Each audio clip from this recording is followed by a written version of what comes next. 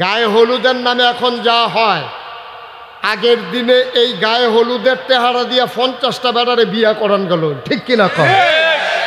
গায়ে হলুদে দাউদ কান দিতে আছে নাসুন্না, ডাহাতটা আনছে গাউন্না, তারপরে এই ডেক সেট লাগাইয়া মাইক লাগাইয়া পুরাটা গ্রামে মনে হয় ভূমিকম্প চলতে আছে, ঠিক কিনা কন? গান বাজনা কইরা গায়ে হলুদ করতেছে। এখন গায়ে হলুদ দেয় কারে?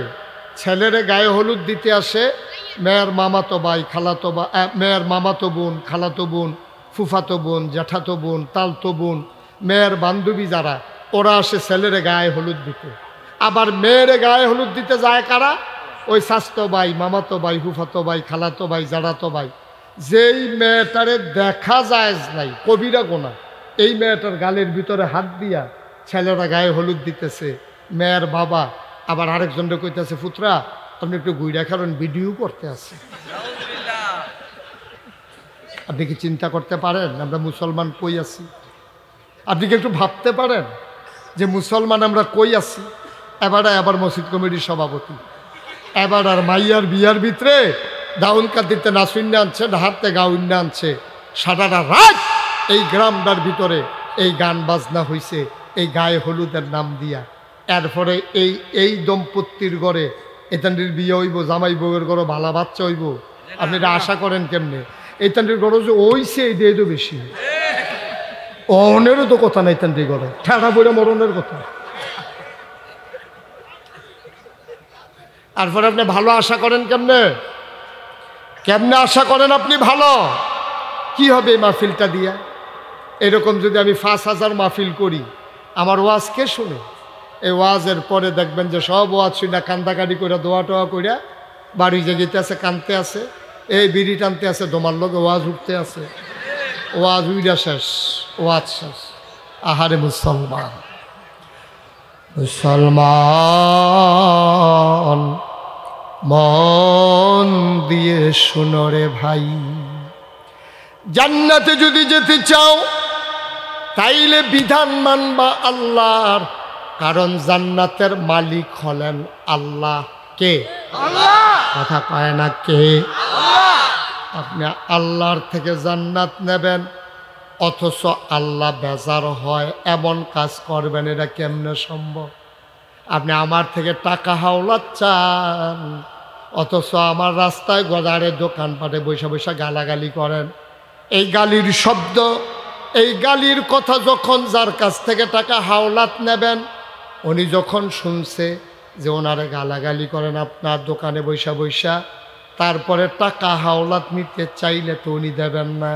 কয় যারার লগে গালাগালি করছো তারা তে হাওলাত লই আলাও। ভাই যাবেন আল্লাহর জান্নাতে। কার জান্নাত? আল্লাহর জান্নাতে যাবেন, নাফরমানি করবেন আল্লাহর। এটা কেমনে বাবা সম্ভব? আল্লাহর নাফরমানি করে আল্লাহর জান্নাতে যাওয়া যাবে না, যাবে না, যাবে না, ঠিক কিনা? তাহলে আল্লাহ কি ফরমান দিলেন? নাফরমানি কি মানে? আল্লাহ যে ফরমান দিয়েছেন আপনি এটা মানেন নাই, এটারে কয় নাফরমানি। তো নাফরমানি কারে কয়? যে এই ছেলে, কি এরকম করতেছো কেন তুমি বাবা? নাফরমানি কারে কয়?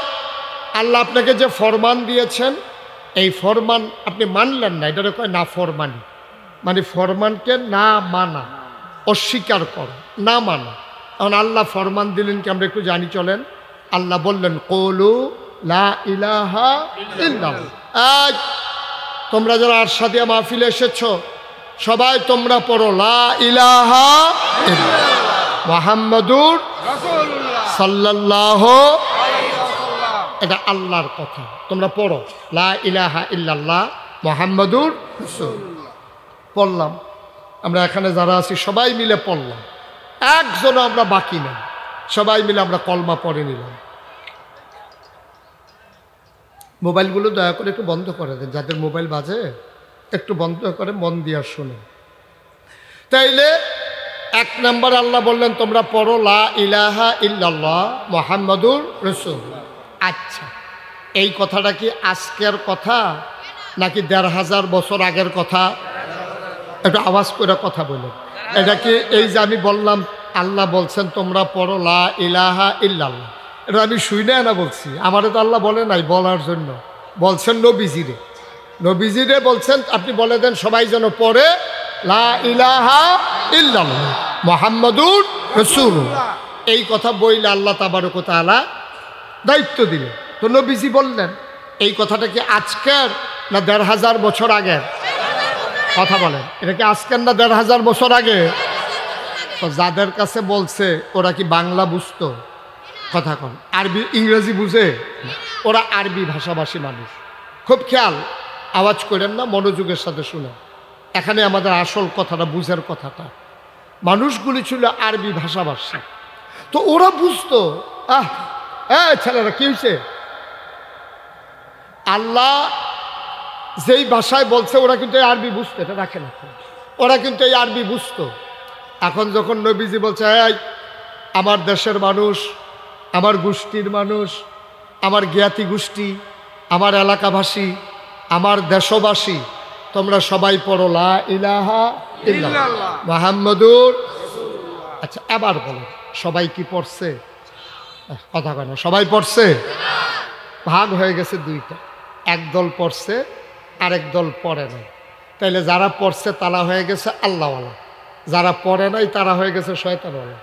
যারা পড়েছে তারা হয়েছে জান্নাতি, যারা পড়ে নাই তারা হয়ে গেছে জাহান্নামী। এখন প্রশ্ন হলো একদল পড়লো আরেক দল পড়লো না কেন? তারা কিন্তু আমরা বাংলাদেশের মানুষের মতো আরবি বুঝে না, বিষয়টা এমন না। আপনারা কিন্তু বুঝেন নাই লা ইলাহা ইল্লাল্লাহ মুহাম্মাদুর রাসূলুল্লাহ অর্থ কিতা, এটা আপনি একটা মুখস্থ বাংলা শিক্ষা লইছেন। লা ইলাহা ইল্লাল্লাহ আল্লাহ ছাড়া কোনো ইলাহ নাই, মুহাম্মদ আল্লাহ রাসূল, শেষ। বিষয়টা তো সোজা না। সৌদি আরবের তারা এটা বুঝ জ্বালাইছে। বছর আগে যখন নবীজি বলছে তোমরা পড়ো লা ইলাহা ইল্লাল্লাহ মুহাম্মাদুর রাসূলুল্লাহ, তারা তখন বুঝ জ্বালাইছে। যারা বুঝা ফেলাইছে, যাদের স্বার্থ আছে তারা আর পড়ে না। তারা চিন্তা করছে এই লা ইলাহা ইল্লাল্লাহ মানে কি জানো? লা ইলাহা ইল্লাল্লাহ মানে হচ্ছে আল্লাহ ছাড়া বিধানদাতা নাই, রিজিকদাতা নাই, মৌতদাতা নাই, হায়াতদাতা নাই। তাইলে বিধান যদি আল্লাহ ছাড়া কেউ দৌড়না না থাকে, তখন তো বিধান চালাইতো আবু জেহেল, আবু লাহাব, ওতবা, সাইবা। ওরা বুঝে ফেলছে যে আমরা যদি স্বীকার করি লা ইলাহা ইল্লাল্লাহ, তাইলে আমি আবু জেহেলের নেতাগিরি শেষ, আমার আর নেতাগিরি নাই, আমার নেতাগিরি এখনো হাফ প্যান্ট। কারণ আমারে কেউ নেতা মানত না। মুহাম্মদের যেই চরিত্র, সুবহানাল্লাহ বলবেন না? এই যে ভাই, এই এটা উঠলো কে দিকে, দয়া করে একটু বসেন, আমি লম্বা আটকে রাখবো না আপনাদেরকে লম্বা সময়, দয়া করে উঠেন না, একটু বুঝের কথাটা নিয়ে যান। সারা জীবন তো ওয়াজ শুনলেন, এত কত শুনবেন, আর একদিন তো মরেই যাবেন। এখন তো একটু আমল করা দরকার, ইমানটাকে একটু সহি করা দরকার। তা আবু জেহেল বুঝা ফেলাইছে লা ইলাহা ইল্লাল্লাহ যদি আমি মান্না নেই, তাইলে মুহাম্মদরে যদি নবী মান্না নেই, তাইলে আমার বুদ্ধিমতো সর্দারি শেষ। গিয়া যে আগের রাইতে টেহা খাওয়ান সেই কারবার বন্ধ। আমরা দেশে আছে নাকি নাই? মেলার আগের রাইতে টেহা খায়, এই কারবার বোধহয় আপনার এলাকায় নাই। সর্দার টেহা খাইয়া অন্যায়ের পক্ষ লইয়া ন্যায় মানুষটারে তারে অপদস্থ কইরা, ওই অন্যায় কইরা মানুষটা টাকার কারণে পার পেয়ে গেছে, এমন ঘটনা বাংলাদেশে আছে নাকি নাই? এখন নবীজি যখন বললেন যে তোমরা পড়ো লা ইলাহা ইল্লাল্লাহ, এই যারা স্বার্থে আঘাত পড়ছে তারা বিরোধিতা করলো। তারা কি করলো? একদল তো মেনে নিল, আবু বকর, ওমর, উসমান, আলী, তালহা, জুবায়ের, আব্দুর রহমান ইবনে আউফ, সাদ ইবনে রাবিয়া, তারা মেনে নিল, তারা হয়ে গেল আল্লাহওয়ালা। আর যারা মেনে নিল না তারা হয়ে গেল শয়তানওয়ালা। ওরা কারা? আবু জেহেল, আবু লাহাব, ওতবা, সাইবা, মুগিরা, ওই কাফেরের দল নবীর কথাকে মানলেন না, তারা অস্বীকার করলেন। মানলেন তো নাই, আহা, মানলেন তো নাই, উপরন্তু ওরা নবীর গায়ে আঘাত করতে চাইল। আবু লাহাব একটা পাথরের টুকরা নিয়া, নবীর আপন চাচা আবু লাহাব পাথর নিয়া নবীর গায়ে ঢিল মারলেন, আর জুড়ে একটা চিৎকার করে গালি দিলেন, ইয়া মুহাম্মদ তাব্বালাক, ও মুহাম্মদ তোমার ধ্বংস হোক। নাউজুবিল্লাহ বলবেন না? আপন চাচা, নবীজির আব্বা নাই। নবীজিরে যখন গালিটা দিছে, নবীর টপ টপ করে চোখের পানি পড়ে গেছে। আহা, আজকে আমার আব্বা নাই, চাচা তো বাপের জায়গা, আপনি আজকে এতগুলো মানুষের সামনে আমার এত বড় গালিটা দিতে পারলেন? আপনি আমার এত বড় বেইজ্জতি করতে পারলেন? নবী টপ টপ করে গাল বেয়ে বেয়ে পানি পড়ে। আবুল আহাব যখন ঢিল মারছে আবু জেহেল দায় ঘুষি দেওয়ার জন্য, আল্লাহ রাসূল সাল্লাল্লাহু আলাইহি ওয়াসাল্লাম তিনি কাঁদতে কাঁদতে আস্তে করে চলে গেলেন। ওরা বুঝে ফেলছে ইসলাম যদি কায়েম হয়ে যায় তাহলে এই বাংলাদেশে, ভারতীয় উপমহাদেশে, গোটা পৃথিবীতে, এই মক্কা মদিনায়, একবারে সিরিয়ায়, ইরাক, ইরানে কোথাও আর এই বাতিল চলবে না। আজকে দেখেন না, তৎকালীন জমানায় বিরোধিতা করেছে যাদের স্বার্থের উপরে আঘাত পড়েছে। আজ যখন একদল মানুষ ইসলামের কথা বলে, আল্লাহর জমিনে আল্লাহর দিন কায়েমের কথা বলে, তখন আবার একদল লোক বিরোধিতা শুরু করে দেয়। বুঝতে হবে যারা ইসলামের বিরোধিতা করে, আল্লাহর বিধানের বিরোধিতা করে, আল্লাহর জমিনে আল্লাহর বিধান কায়েম হোক চায় না, ওরা ওই আবু জেহেল আবুল আহাবের বংশধর। ঠিক কিনা বল?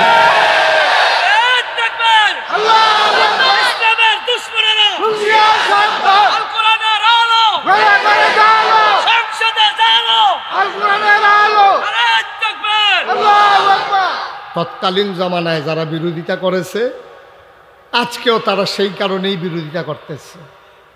বাংলাদেশে 2 জন মন্ত্রী ছিল যারা ইসলামী আন্দোলন করে সারাটা জীবন নিজের জীবনকে পানি করে দিয়েছে। তাদেরকে যখন মন্ত্রী বানানো হলো তাদের বিরুদ্ধে অনেকগুলো অভিযোগ দেওয়া গেছে, কিন্তু সরকারের 1 টাকা মাইরা খাইছে এই কথা তাদের বিরুদ্ধে কেউ সাক্ষী দেয় নাই। ঠিক কিনা কম? জুডিশিয়াল কিলিংয়ের মাধ্যমে তাদেরকে অন্যায়ভাবে আইনি প্রক্রিয়ায় মিথ্যা সাক্ষী সাজাইয়া, মিথ্যা ট্রাইব্যুনাল বানাইয়া আমার কোরআনের পাখিগুলোকে তারা হত্যা করেছে। ঠিক কিনা বল? কিভাবে করলো? তারা চিন্তা করেছে এই মানুষগুলার আদর্শের কাছে আমাদের চরিত্র মিলবে না। আপনি দেখবেন বাংলাদেশের নেতা জানাজার নামাজে দাঁড়ায়, আপ কি ডাইনেরটা বামের উফরে দিব না বামটা ডাইনে দিবে, এইটাই ওর ইচ্ছে।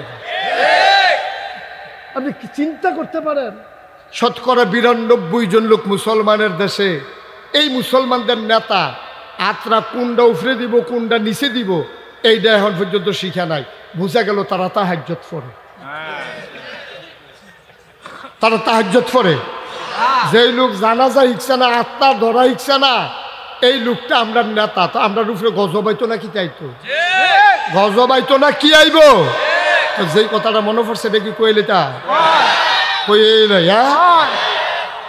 তো খুব খেয়াল করে শুনে, ওই আমরা দেশের দেখবেন নেতারা এই ফরজ নামাজ পড়লে পরে না পড়লে নাই, জানাজা লইয়া দুনিয়ার ফাঁকো। ঠিক কিনা কন? মসজিদও পাইতেন না, কিন্তু জানাজার সময় দিকে দেখবেন হাজির। ডাহাত দেয় পরে জানাজা পড়তো, বাড়ির দোয়ারও মসজিদ ফজর নামাজ পড়তে যায় না। ঠিক কিনা কন? ঘরের দুয়ারও মসজিদ। নেতারে জীবনে কেউ মসজিদও দেখছে না, আর জানাজা পড়তো নারায়ণ দিয়ে আশা দিয়ে ইয়া পরে ডাহাতে।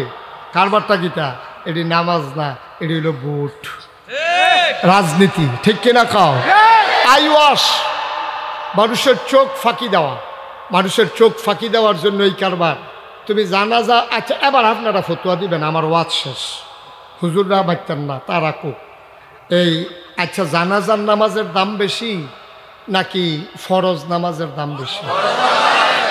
5 ওয়াক্ত কথা কইলাম, 5 ওয়াক্ত নামাজ যে আছে এইটার দাম বেশি না জানাজার দাম বেশি? 5 ওয়াক্ত নামাজের দাম বেশি।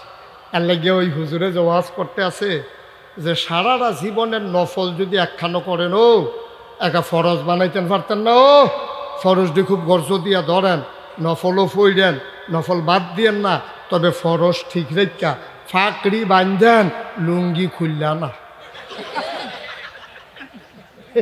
হুজুরে 80 টাকা গেছে। আপনি আমার ফেলছেন না, শরম কি আছে? আর নাগাইশের হুজুরে কইছে ফাঁকড়ি বান্ধন সুন্নত, তা মনে মনে কইতাছে জীবনে ফাঁকড়ি বান্ধে গেলাম না, এই সুন্নতটা ছুটতেছে গেতেছে। আজ যে মাহফিলের রাইতে কারবারটা করাইলাম, মাহফিলতে যাওয়ানোর সময়তে মাঠের মাইদিরা কোনায় 4টা বাজ যেতে আছে, যাওয়ার সময় সাইডুগুল দিয়ে কোনো লোক নাই। তো চিন্তা করলো সুন্নত আদায় করার এই সুযোগ যায়, তো লুঙ্গিডারে টান দিয়া সিরা মাথাত বান্ধে আটতে আছে। তো গিয়া সেরা বাই তুলছে, পরে বউ কই এটা কি? তা কয় সুন্নত। ফরজের খবর গীতা।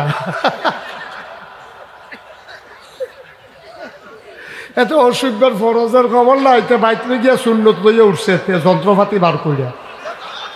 নাউজুবিল্লাহ কইতেন না, হুজুরে কইতেন না নাউজুবিল্লাহ।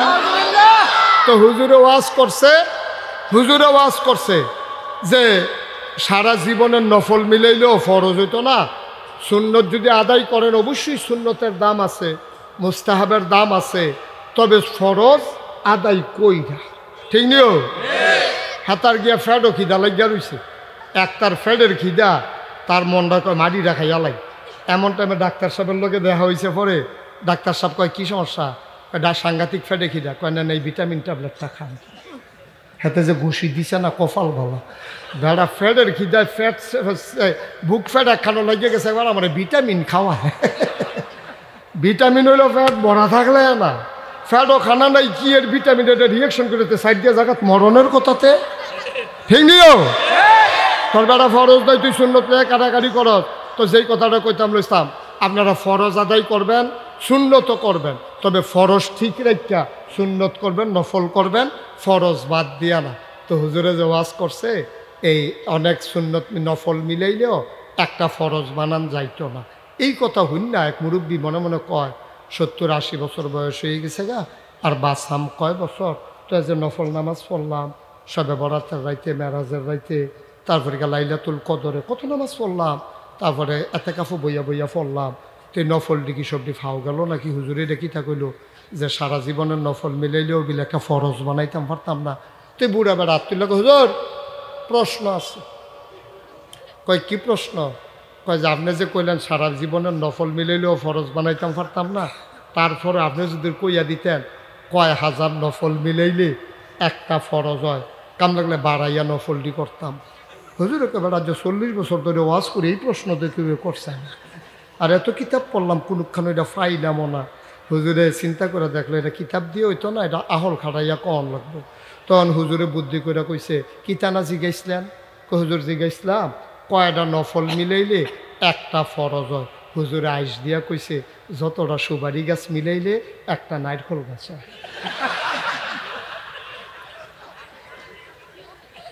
ঠিক আছে না? ফান খাওয়ান না, তার যেই একটা উপকার হয়েছে।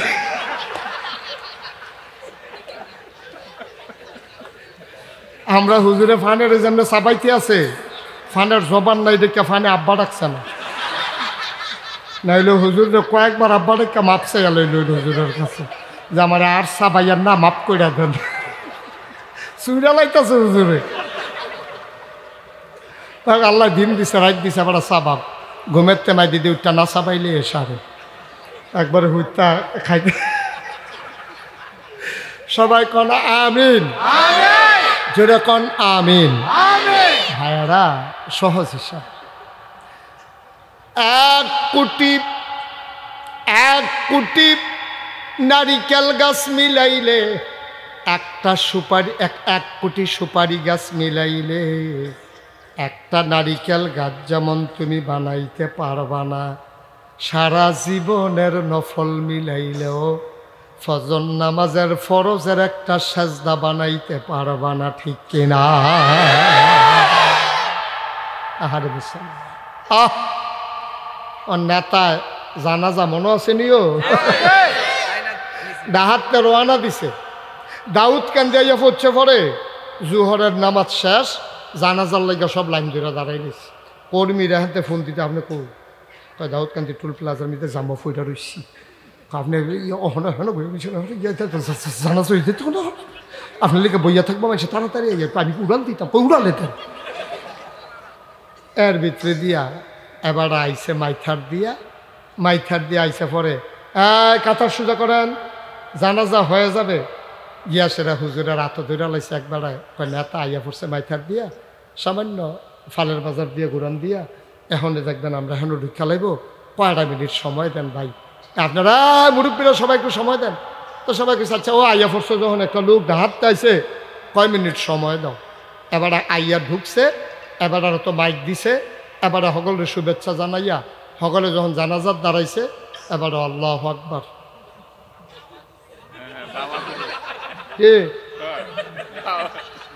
কি করে কো মেম্বরে করে নম্বর ভাগ্য গেছে আমারে লাগাই দিয়া কো নাই এই দেখো কারবার দেখো না কন যেত না সেটা কইয়া বয় এটা কন যেত না তো এবারে যেটা বুঝা লাইছে যে সেইটা কইতো না সকল বেলা উঠা লল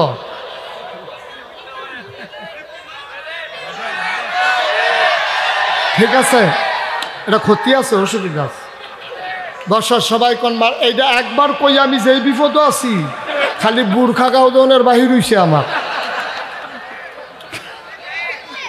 আমার আর কোয়াইয়া তোমরা আমার দেশের তে বার কইরো না মার হাবা কন জোরে কন মার হাবা এখন আইয়া সাইডে দুই কথা কইয়া আল্লাহু আকবার এই জানাজার ভিতরে আল্লাহু আকবার কয়বার রে আমার কথা কেনা জানাজার ভিতরে আল্লাহু আকবার কয়বার 6 বার এই 6 বারের ভিতরে কথা শুনে কোন নম্বর আইছে এই দেখো নম্বরে খবর দাও এই এবার করছে গীতা এই খেয়াল করেন সিহন কথা তো আমরা এ পড়ছি ওই জানাজার ভিতরে আল্লাহু আকবার কয়বার বইয়া না দাঁড়াইয়া রুকুত গিয়া না দাঁড়াইয়া সাজদাত গিয়া না দাঁড়াইয়া তো ওই নেতায় মনে করছে দাঁড়াইয়া যখন আল্লাহু আকবার কইছে আতালগি দেওয়ান লাগবে যতবার ইমাম সাহেবকে আল্লাহু আকবার এতবার হেতে আতালগি দেয় 4 বার দিছে পরে জানাজা যখন শেষ হইছে লগে দিয়ে এক বুড়া বেড়া আছে মুরব্বী কইছি হ্যাঁ তো লগে দিয়া মুরব্বী যে বইয়া রয়েছে খেলে রয়েছে মুরব্বীর আবার ঠুট ফাতলা আগে ভাড়া ছিল হন একবারে ফাতলা হয়ে গেছে যে এটা আইয়ে বনো মুখে দিয়া সাইরা দেয় মুরব্বী কয় ও তুমি কি জানাজার নামাজও শিখছ না তুমি 4 বার আতালগি দিয়ে বইয়া রয়েছো কি তা হ্যাঁ মনে মনে কয় লেগে তো আইতাম চাই না খালি নির্বাচন করাম দেখতে আওয়ান লাগে এখন জানাজার ভিতরে প্রথমবার আতালগি দিবি 3 বার ধরে রাখবি এটা কি দেখেও ইস্তিফার সত্তা তুই 4 বার আতালগি দিস কি এই কথা কইছে হয়তো শরম পাইছে তো মনে রাখছে আচ্ছা এইরকম আল্লাহু আকবার কতই আইব হেবলাকে আর আতালগি দেয় দেখা যাবে 15 দিন পরে ঈদ 15 দিন পরে কি ঈদের ভিতরে নামাজও গেছে ঈদগাহ নামাজ পড়তো ইমাম সাহেবে দেইরা তকবির আছে 6 বার কয়বারও 6 বার যতবার ইমাম সাহেব আল্লাহু আকবার কয় 13 সিফা দিয়া ধরে হাতের রগ মগ বেড়ে বন্ধ করে সালাইনের লেগে রগ ফুলাই লইছে এগুল দিয়ে সিফা দিয়া ধরে যত আল্লাহু আকবার কয় তে আর হাত ছাড়ে না আলগিও দেয় না কপাল খারাপ তো লগে দিয়ে পড়ছে হেই বুড়া বেড়া কয় গো তুমি যাকে তিলিসমতি শুরু করছো তুমি জানাজার ভিতরে করো 1 কারবার ঈদ আইয়া করো আরেক কারবার কই কি তৈছে তা আমরা সবাই আতালগি দিলাম তুমি কথাটা আর কইতেন না জানাজা আতালগি দিয়া যে বিপদে পড়ছে হাবলে নিয়ত করছি কত আল্লাহ তো কেডা আতালগি দেয় দেখা যাইব আমি সেটা মনে রেখে ধরে রাখছি আমরা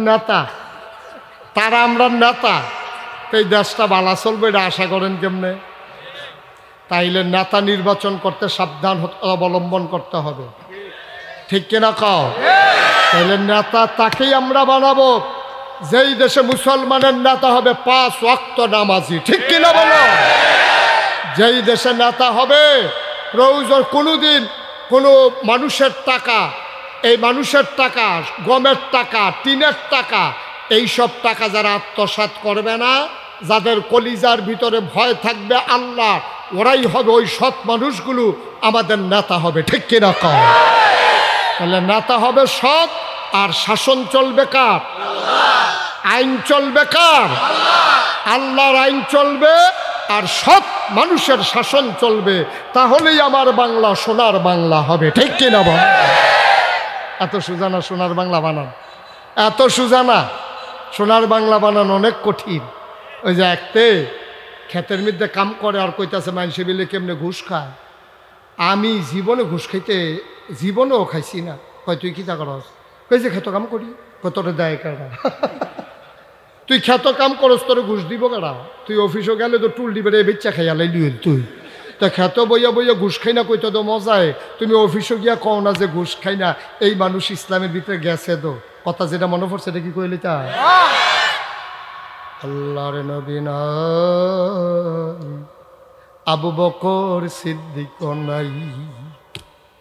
ও মুসলমান, আল্লাহর নবীও নাই, আবু বকর সিদ্দিক নাই। মানুষগুলো হয়ে গেছে দিশেহারা, যাবে কই, কার কাছে যাবে? মনের দুঃখ কার কাছে বলবে? যে মানুষটার উপরে সবচেয়ে বেশি বড় ভরসা, মানুষটার নাম হযরত ওমর। খুঁজে পাওয়া যায় না, ওমর গেল কই, গেল কই, গেল কই। সবাই মিলে ওমরকে তালাশ করে, দরজা বন্ধ করে ওমর কান্দে। সুবহানাল্লাহ। দরজা খুলে দেখে গাল বেয়ে বেয়ে পানি পড়ে, ডাক দেয়া কয়, ভাই আপনি কই গেলেন? আহা, এই যে বাচ্চাগুলো কথা আপনার কেউ শুনেন না?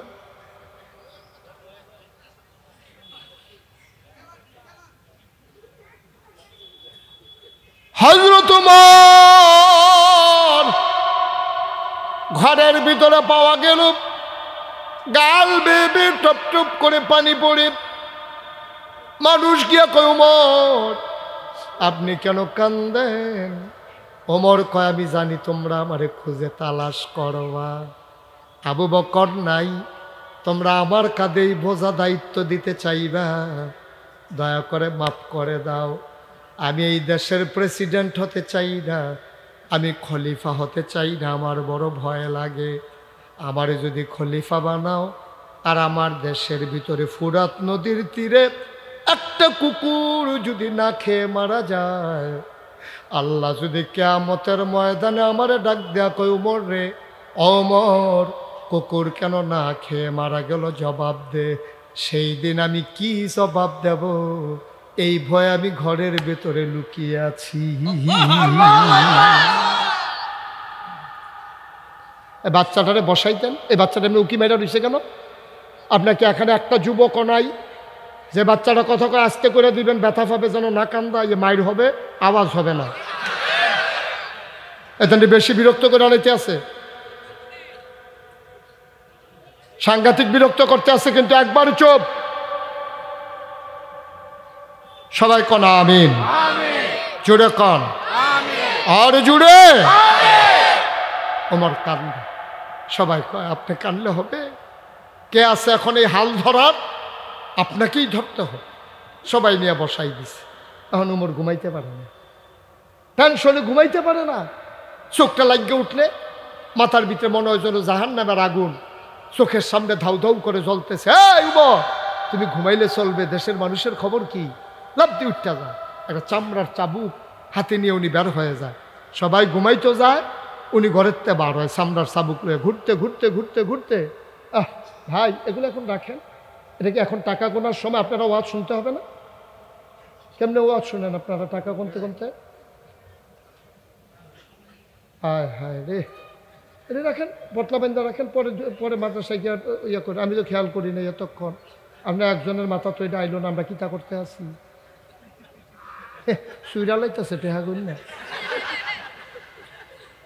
কারবার দেহ। মঞ্চ হুজুরে ওয়াজ করে, তারা টেহা গনে। কপাল বালা ফিসে দিয়ে যে চা স্টল দিছে না।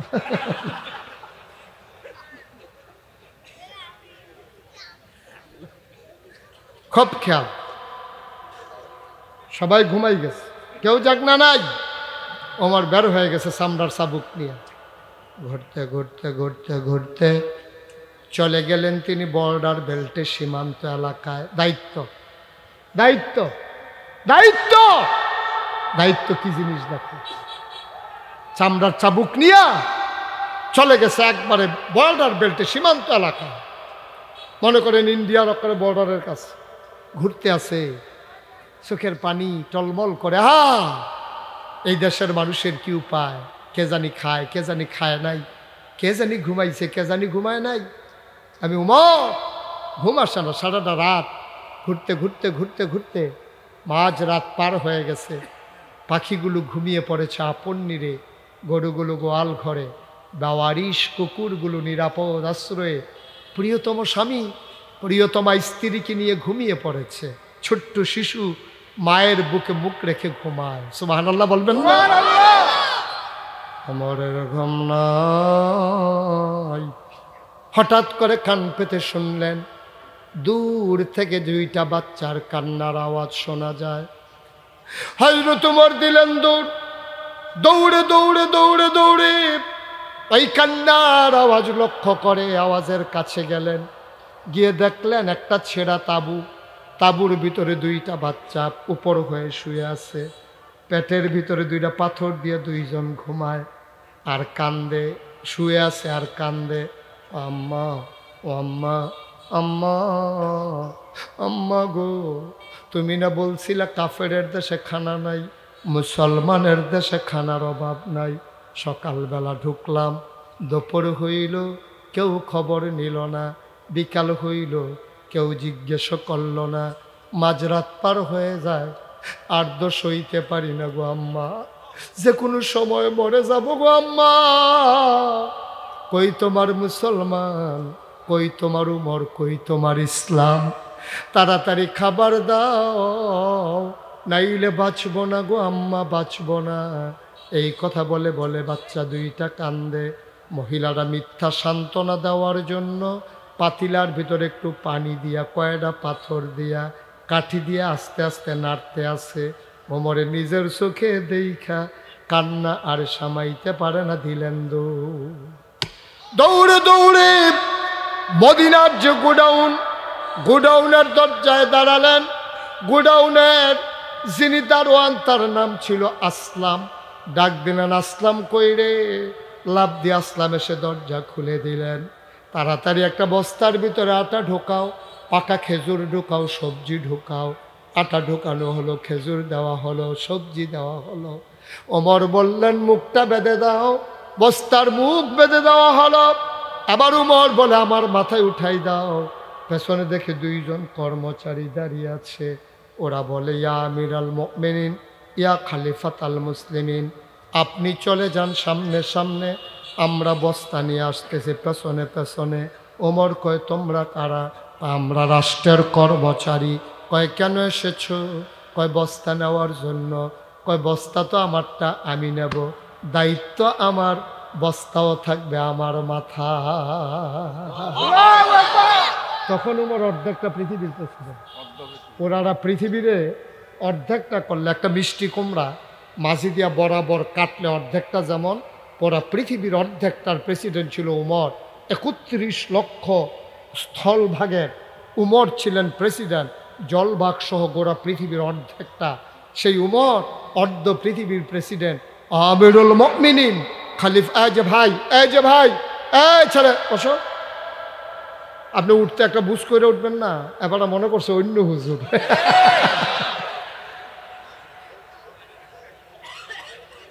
একটু বন শেষ করে দিচ্ছি, উঠেন না, আমারে ফালাইয়া যান কই? আমিন কর জুড়ে, আরো জুড়ে। অর্ধেকটা পৃথিবীর প্রেসিডেন্ট, জান্নাতের সুসংবাদ প্রাপ্ত দ্বিতীয় মানুষ। খেলা মনে করেন না। নবীজি কি কয় জানেন? আনা খাতামুন নবিয়্যিন লা নবিয়্যা বাদি, আমি হলাম সর্বশেষ নবী, আমার পরে নবী নাই। উমর রে, আমার পরে যদি নবী থাকতো তাহলে তুই উমর আমার পরে নবী হইতি। সুবহানাল্লাহ। কত বড় দামি মানুষটা উমর। এই উমর কয় বস্তা আমার মাথায়, বস্তা আমার মাথায় দাও। কর্মচারীরা আমরা রিজাইন দেবো, আমরা চাকরি করব না। আপনি যদি সব পারেন তা আপনারা রাখছেন কি করতে? বিদায় করে দেন, আমাদের দরকার নাই আপনাকে রাখা। ওমর বলতেছে বাবা তোমরা কি বস্তা নিতে চাও? কলে আমাদের দায়িত্ব না। ঠিক আছে, আমি বস্তা তোমাদের মাথায় দেব, তবে একটা কথা আছে, কিয়ামতের ময়দানে আমার যখন একটা গোনার বস্তা হবে, আমার তো একটা গোনার বস্তা হবে, তোমাদের ভিতরে ওই গোনার বস্তাটা যে নিতে রাজি হবা, আজকে আটার বস্তা আমি তার মাথায় দেবো। সুবহানাল্লাহ বলবেন না? এখন তার কেউ আগায় না, সব পেছনে দাঁড়িয়ে আছে। আমার কান্দার কয় জানতাম কেউ আমার গোনার বস্তা নিতে রাজি হবা না। আর সাদিয়ার মানুষ, দোকানদারি করো ওজনে কম দিয়া, টাকা লাগাও তুমি সুদে। মুসলমান, জমিনের আইল কাটতে কাটতে আরেকজনের জমিনে ঢুকে গেছো।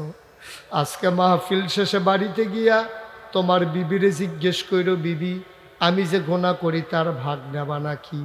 বিবি চিৎকার করে বলবে, গোনা করবেন আপনি, আমি ভাগ নেব কেন? কয় তোমাদের জন্যই তো কামাই করি, আমি তো তোমাদের জন্যই ওজনে কম দেই, তোমাদের জন্যই তো আমি সুদে টাকা লাগাই, তোমাদের এই সংসার চালানোর জন্য, আমি কি আমার জন্য করি নাকি? বিবি ডাক দেয়া কয়, কেমনে চালাবেন এটা আপনি, গোনার ভাগ আমরা কেউ নিতে পারবো না। মুসলমান, কোন কারণে গোনা করো রে ভাই? তোমার বিবি তোমার গোনার ভাগ নিতে চায় না, তোমার ছেলেও তোমার গোনার ভাগ নিতে চায় না, তাইলে তুমি গোনা করো কোনা কলে? তবে যেদ্দুর পারো এদ্দুরই করো।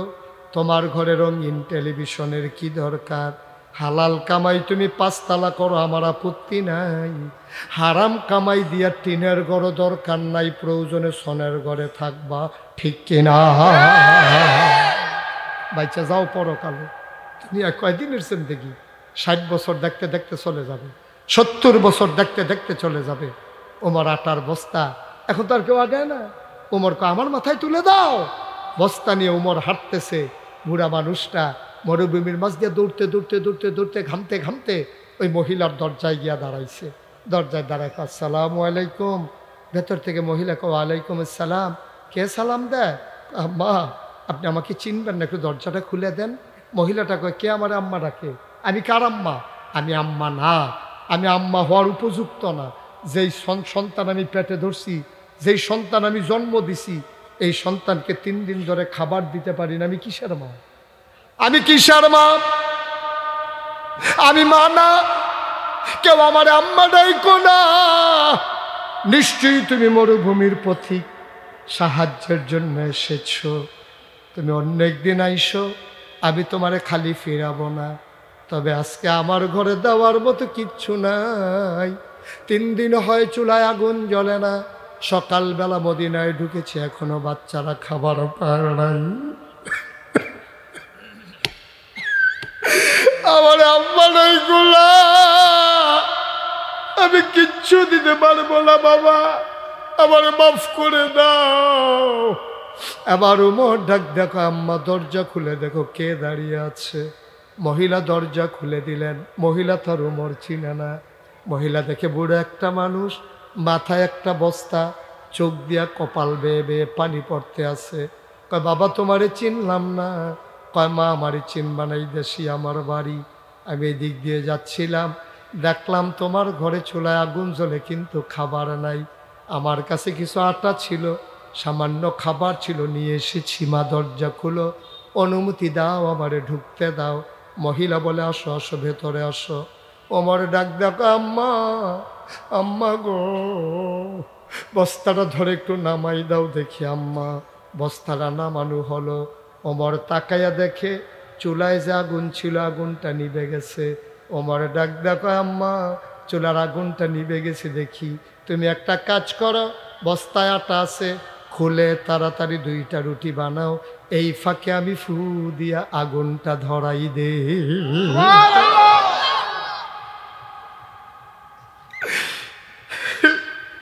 তুমি রুটি বানাও, আমি আগুনটা ধরাই দে। মহিলা রুটি বানায়, ওমর আগুন ধরাইয়া খোলা বসাই দিলেন, তা বসাই দিলেন। মহিলা রুটি বানাইয়া বানাইয়া ওমরের হাতে দেয়। ওমর রুটিগুলা সেঁকতেছে। 2টা রুটি বানানো হয়ে গেল। ওমর ডাক দেয়া কয়, মা ভাইদেরকে উঠাবো নাকি? কহ 3 দিন ধরে খায় না, তুমি একটু উঠাও, এদান্ডিরে কয়েক লোকমা খাওয়াও। ওমর আবার রুটি ছিঁড়ে ছিঁড়ে টুকরা করে, খেজুরের বিচি ফেলে খেজুর ভেতরে দিয়া লুকমা দেয়। ওমর কয়, জীবনে আমি অনেক ক্ষুধার্ত মানুষ দেখেছি, খানা নিয়ে এমন করতে আমি দেখি নাই। আমি লোকমা নেই, একটা মুখ চলে আসে, 2টা। এক হাতে ধাক্কা দিয়ে আরেক মুখে লুকমা দেই, আরেক মুখে ধাক্কা দিয়া আরেক মুখে লুকমা দেই। ওমর খাবার খাওয়ায়, মহিলারা তাকায়া তাকায়া দেখে বাচ্চাদের মুখে খাবার দেয়, আর উমরের গাল বেয়ে বেয়ে টপ টপ করে পানি পড়তেছে। সুবহানাল্লাহ।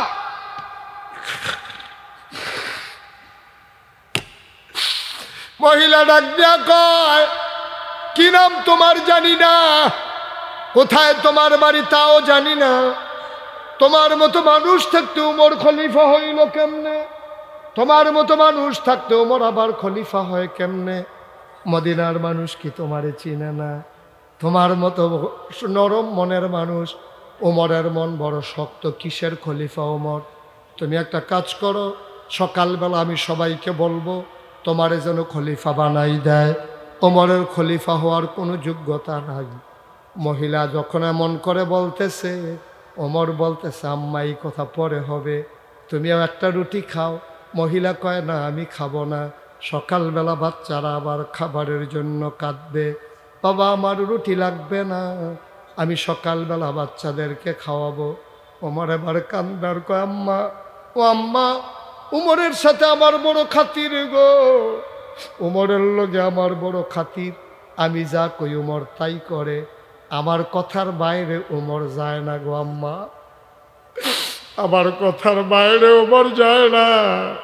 সকালবেলা বাচ্চাদেরকে নিয়ে মদিনায় আইসো মসজিদে নববীতে, সেখানে উমর থাকবে, আমিও থাকবো, কথা হবে সেখানে, এখন থেকে খাবারের চিন্তা করা লাগবে না, মাসের আগে আগে তোমার ঘরে খাবার পৌঁছে যাবে। কানতে কানতে উমর চলে গেলেন। ও মুসলমান, মুশতাক ফৈজি যদি কোনোদিন না আসে, কোনোদিন যদি তোমাদেরকে না ডাকি, মনে রাখবা আমি এসেছিলাম, মনে রাখবা কথা কয়টা বলে গেলাম, মাইনা মাইনা চইল, জান্নাত খোঁজার জন্য বছরে বছরে মক্কা মদিনায় যাওয়া লাগবে না, তুমি যদি জান্নাতি কাজ করো, জান্নাত তোমারে তালাশ করে করে বের করে নেবে, ঠিক কিনা? ওমর এবার চলে গেলেন। সকালবেলা মহিলা বাচ্চা দুইটারে হাতে ধরে নিয়ে মসজিদে নববীর দরজায় গিয়ে দাঁড়ালেন। একজন লোকের কয়, ভাই এই জায়গার ভিতরে উমর কোনটা? কই যে মাঝে মানুষটা বসে আছে, এইটাই হইল উমর। মহিলা তাকাই দেখে রে, আঙ্গুল দিয়া যারে দেখাই দিছে ওই মানুষটা আর কেউ না, যেই মানুষটা রাতের বেলা ফু দিয়া তাঁবুর ভিতরে আগুন ধরাইছে।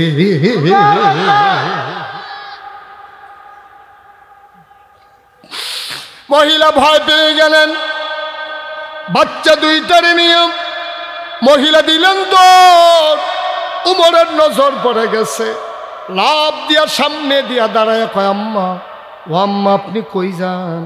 কয়, বাবা গুস্তাকে মাফ কর দিজিয়ে, বেয়াদবি মাফ করবা বাবা, আমি তো বুঝি নাই তুমি যে উমর, তাঁবুর ভিতরে রাতের বেলা তোমারে শোনাইয়া শোনাইয়া গালিগালাজ করছি, আমারে মাফ করে দাও, আমারে জেলখানায় নিও না, এই বাচ্চাগুলার আব্বা নাই, আমারে জেলখানায় দিলে বাচ্চাগুলা কানতে কানতে মরে যাবে, কেউ নাই, এই বাচ্চাগুলার কেউ নাই, আমারে দয়া করে জেলখানায় নিও না।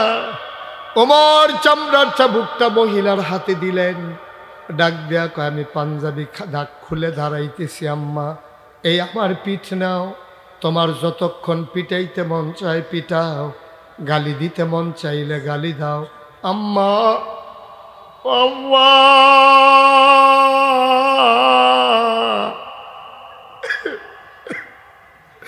তোমার কাছে আমার অনুরোধ গো আম্মা,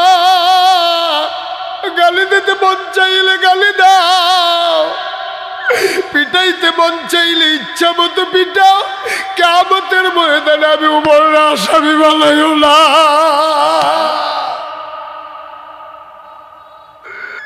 আমি বড় ভয় পাই, আমার আল্লাহ যদি ডাক দেয়া কয়, সকালবেলা ঢুকলো, খাবার পাইতে কেন রাত হলো, আমি কি জবাব দেব? তুমি আমারে কথা দাও গো আম্মা, আমার বিরুদ্ধে তুমি আল্লাহর কাছে বিচার দিও না আম্মা। পিটাইতে মন চাইলে পিটাও, মন চাইলে পিটাও, আমার নামে বিচার দিও লাগবে আব্বা। তোমার যা মন চায় তাই করো, দয়া করে তুমি কথা দাও কিয়ামতের ময়দানে আমারে আসামি বানাইবা না। মহিলাও কান্দে, ওমরও কান্দে। ও আরশাদিয়ার মুসলমান, 34 বছর মুশতাক ফয়েজে মাহফিল করে, মাহফিলে কদম দিলে মাহফিলের ওজন বুঝি। আজকে মনটা সাক্ষী দিয়েছে তোমাদের মাহফিল আমার আল্লাহ কবুল করে নিয়েছে।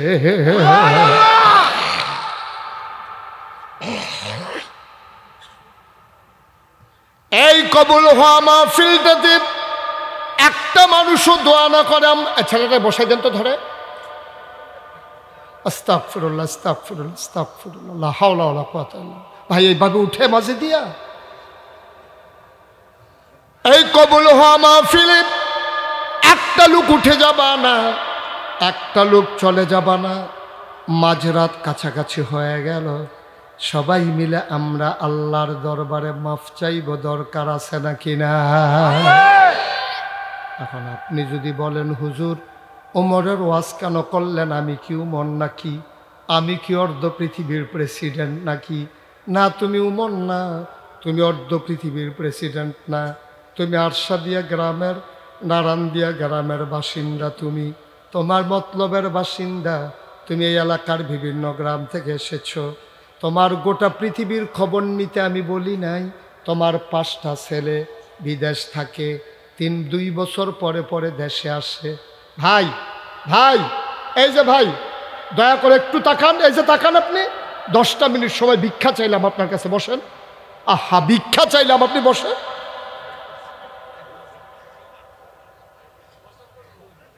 10 মিনিট পরে প্রস্রাব করেন, 10 মিনিট প্রস্রাব ধরলেও রাখা যায়। ভাই দয়া করে এই মুহূর্তে উঠাটা ঠিক হবে না। আপনি উঠতেন, আরও আগে উঠতেন, আমি এভাবে এটা বসাইতাম না। আমার একটা উদ্দেশ্য আছে। এখন একটা লোক উঠা যাবে না। সবাই মিলে আমরা একটা খালেস অন্তরে আমি একটা চিন্তা করে রেখেছি, এটা থেকে আপনাকে বঞ্চিত করতে চাই না। মনে কষ্ট নিয়ে এদিকে ফিরা বসেন। হ্যাঁ, আমিন কন, জোরে কন। আমরা তো আর উমন, আমরা তো অর্ধ পৃথিবীর প্রেসিডেন্ট। আমারও একটা গ্রাম আছে, আপনাদেরও একটা গ্রাম আছে, এখানে অনেক বয়স্ক মানুষ আছে। আপনার 5টা সন্তান আছে, সৌদি আরব থাকে। 2 বছর পরে পরে সে দেশে আসে। এই পর্যন্ত ওরা 3বার দেশে আসছে। 3 পাশা 15টা কম্বল আপনার বাড়িতে আনছে। আপনার স্বামী স্ত্রী ছাড়া আর বাড়িতে কেউ নাই। আপনি এই স্বামী স্ত্রী মিলে একটা কম্বল মাত্র গায়ে দেন, বাকি 14টা কম্বল স্টিলের আলমারির উপর স্টেক দিয়ে সাজানো আছে। আপনি উমর হওয়ার দরকার নাই। এই যে 14টা কম্বল আছে, একটা কম্বল যদি 3-4 বছর ভাঁজ করে রাখেন, এটা পরে কিন্তু আস্তে আস্তে ভাগ হয়ে টুকরা টুকরা হয়ে যাবে, আর গাও দিতে পারবেন না। এটা বাদ, এটা টেম্পার শেষ। তাইলে এই কম্বলটা আপনি সাজাইয়া না রাইখা আজকে আপনার হাতে ধরে বলি যাই, আজকে পায়ে ধরে বলে যায়, শীত তো প্রায় শেষ, তারপরেও বলি, আপনার গ্রামে কার ছেলে নাই, কার মেয়ে নাই, এটা আপনি জানেন, আমি জানি না। আপনি একটা কাজ করেন, এই 14টা কম্বলের দিকে তাকাইয়া মুসকি মুসকি হাসে। না, গাও দিয়া যেতাম পারতাম না, আসলেও পারতেন না, আসলেও পারতেন না। আপনার বয়স শেষ তো, আপনি যেটা গাও দিচ্ছেন এটাও শেষ করে যেতেন পারতেন না। তো 14টা কম্বল হেন না রেখা, যে বেডিটা ভিক্ষা করে, যে বেডির সন্তান নাই, যে মহিলাটার স্বামী নাই, একটা সিরা কাঁথা গায়ে দিয়া স্থিতের ভিতরে থরথর করে কাঁপে, আপনি রাতের বেলা গিয়া আপনার স্ত্রীকে নিয়ে ডাক দিয়া আপনি আস্তে করে বেড়ার ফাঁক দিয়া কম্বলটা দিয়া বইলেন, আমার 5টা ছেলে বিদেশ থাকে, দোয়া কইরো গো। আর এই কম্বলটা গাও দিয়া দিয়া দোয়া কইরো। বেড়িটায় দেখবেন লগে লগে চোখের পানি ছেড়ে দিব, আল্লাহ কই একটা ডাক দিব, ডাকটা দিতে দেরি, কবুল হইতে দেরি নাই। ঠিক কিনা? আপনি কি করছেন? কেন 14টা কম্বল ওখানে স্ট্যাক দিয়ে রাখছেন? এটা যদি কাজে লাগতো না হইলে রাখতেন। এগুলো 3-4 বছর পরে থাকবে না তো, নষ্ট হয়ে মাটির সাথে মিশে যাবে, বালি হয়ে যাবে, ধুলা হয়ে যাবে, একেবারে রোয়ায় রোয়ায় খসে খসে পড়ে যাবে। কেন আপনি এটা এমনি ঝুলাই রাখছেন? আপনি একটা গরিব মানুষকে একটা কম্বল দিয়ে দেন। আপনার ছেলে বিদেশ থাকে, ওর তো ছেলেই নেই। আপনি উমর হওয়া লাগবে? আপনি অর্ধ পৃথিবীর মানুষের খোঁজ দিতে বলছি আপনারে। আপনার আমাদের সবাই মিলে যদি আমরা ইচ্ছা করি নারায়ণপুরে কম্বল ছাড়া কেউ ঘুমাবে না, তাহলে ইচ্ছে করলে কি আমরা পারি না? ইচ্ছে করলেই তো আমরা পারি। কেন আমরা এটা করি না? লোভ, লালসা, নিজের শুধু আমার চাই, আরও চাই, আরও চাই, আরও চাই। কি করবেন এত দিয়া? আপনি মরে যান আজকে, আপনার মাথার নিচে কি কবর একটা কম্বল দেবে? আপনার গায়ের নিচে একটা কম্বল দেবে? না, দেওয়ার কোনো বিধান আছে? আপনি তো 3 টুকরা কাপড় নিয়ে ঘুমাবেন। কেন আপনি এই কাজ করেন? কেন একটা কম্বল দিতে পারলেন না? বছরে বছরে আমরা তারা ওই জান্নাত খুঁজতো মক্কা শরীফ যায়, মদিনা শরীফ যায়, কাবা গড়ে 2 রাঞ্জা দিয়ে 2টা কান্দে, আল্লাহ যেই গোনাটি করছি এটি মাপ চাইয়া যাইতে আছি, আবার গোনা কইরা সামনের বছর আইতে আছি। এমনি উদাম করে সিহন জিঙ্গা দিয়ে কি শোন যাইতো অসিব্য।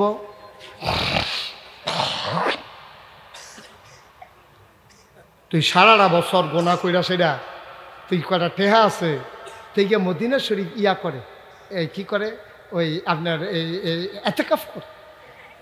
একটা দেখছেন না ওই যে আমরা দরবেশ ইয়া ফেসবুকও দিছে, এবার মক্কা শরীফ ইমামের পিছনে এতেকাফ করব। তুমি ইমামের পিছনে এতেকাফ করে তুমি যখন কামাইয়া কুমাইয়া হমান হইয়া বইয়া গেছো, ইমামের পিছে তুমি এতেকাফ করবা? তোমার এতেকাফ বেড়ে যদি লইয়া ছুটছে একটা এতেকাফে বাত মিলবো? মানুষের সম্পদ হরণ কইরা, মানুষের নাগরিক অধিকার তুমি হরণ কইরা, তুমি এখন মানুষের লাশ বানাইয়া, মার বুক খালি কইরা, বাপের ফুতের রাস্তা থালাইয়া মাইরা তুমি এতেকাফ করো ইমামের পিছে? হ্যাঁ, তে ফেরেস্তা টান দিয়ে নিয়ে যখন তোমার ইটা দিয়ে জাহান্নামে আলাই দিব, তখন না টারফে এতেকাফ কারে কয়? তোমার এতেকাফ বেড়ে সমান কইরা লো তোমার ডলার লোকে, ঠিক নি রে? মস্কারা করো এতেকাফ। ভাই আমি শুনছি আপনাদের অনেক কালেকশন করছেন হুজুর, আমি প্রত্যেক বছরে চাই এতিম বাচ্চাগুলোর কথা মনে হইলে কলজাত লাগেও। আমারও একটা এতিমখানা আছে। আপনারা শুধু একটা কথা শেয়ার করি, ধৈর্য ধরে একটু বসেন, উঠতেন না। আমি বিকালবেলা অনেক সময় চাই এতিম বাচ্চারা কী করে। ওই দোতলায় আমার রুমটা, আমি যেখানে থাকি, তো এতিম বাচ্চাগুলো মাঠে খেলতে নামে, তো অন্য বাচ্চাও তো নামে, তো সবার আব্বা আম্মা চাইতো ইয়ে ফুতেরে মায়া, তে কিতা খায় না খায়, আব্বা ইয়ে আম্মা ইয়ে আইয়া সেরা ওই বাচ্চায় কয় আম্মা মুড়ি কিনা দাও, তো জাল মুড়ি কিনা দেয়, তে খায়। আব্বা চিপস কিনা দাও, তো যার বাপ আছে যার মা আছে তারা মুড়ি কিনা দেয়, চিপস কিনা দেয়। আমি তখন খেয়াল করি এতিম বাচ্চাটা কি করে। আমি দোতলায় আড়ালে দাঁড়াইয়া দেখি যে এতিম বাচ্চাটা মা নাই বাপ নাই, এই বাচ্চাটা ওই যেতে মুড়ি খায়, হেতে দূরের থেকে এমনি চাইয়া থাকে, তারে তো কি ঢুন্ডা নাই, তো কইটাও জায়গা নাই, তো যে কি ওর কাছে কইব আম্মা আমার 2টা মুড়ি কিনা দাও, এই কথাটা নাই, তো তার জায়গাটা নাই, আল্লাহ নিয়ে গেছে। আমি অস্থির হয়ে যাই, আমি পিলারের আড়ালে দাঁড়িয়ে দাঁড়িয়ে কান্দি, আরে এই এতিম বাচ্চাটা সবাই মুড়ি খায়, চিপস খায়, কিন্তু এতিম বাচ্চাটা কিন্তু কেউ বলতেও পারে না, খাইতেও পারে না। ওয়াজ আমাদের পেশাও না, নেশাও না। ওয়াজ আমরা দিনই দায়িত্ব মনে করি। এখন এর মানিতে আপনি মানুষকে জব করে ফেলবেন, এটা ঠিক না। তো দয়া করে সামনের দিকে যাকেই দাওয়াত দেন এটা আপনার বলে নেবেন যে হুজুর আপনার সময় কিন্তু এতটা, আপনি কি দাওয়াত রাখবেন? তো ওনার পোষাইলে রাখবেন, এলে রাখবে না। এটা জোর করে তো আর ওয়াজ করানোর এত ঠেকা নাই তো। বাংলাদেশে মুশতাক ফৈজি ছাড়া কি আর বক্তা নাই নাকি? আমি কি এত একটা তাল গাছ হয়েছি যে আমার এই দাওয়াত দেওয়ান লাগবো? কত বক্তা ঘুরতে আছে ওয়াজের লেগিয়া, ফুসটার নিজে খরচ দিয়া করাই দিবা, এরপরে ও দাওয়াত চায়, এরকম বক্তাও আমার কাছে আছে।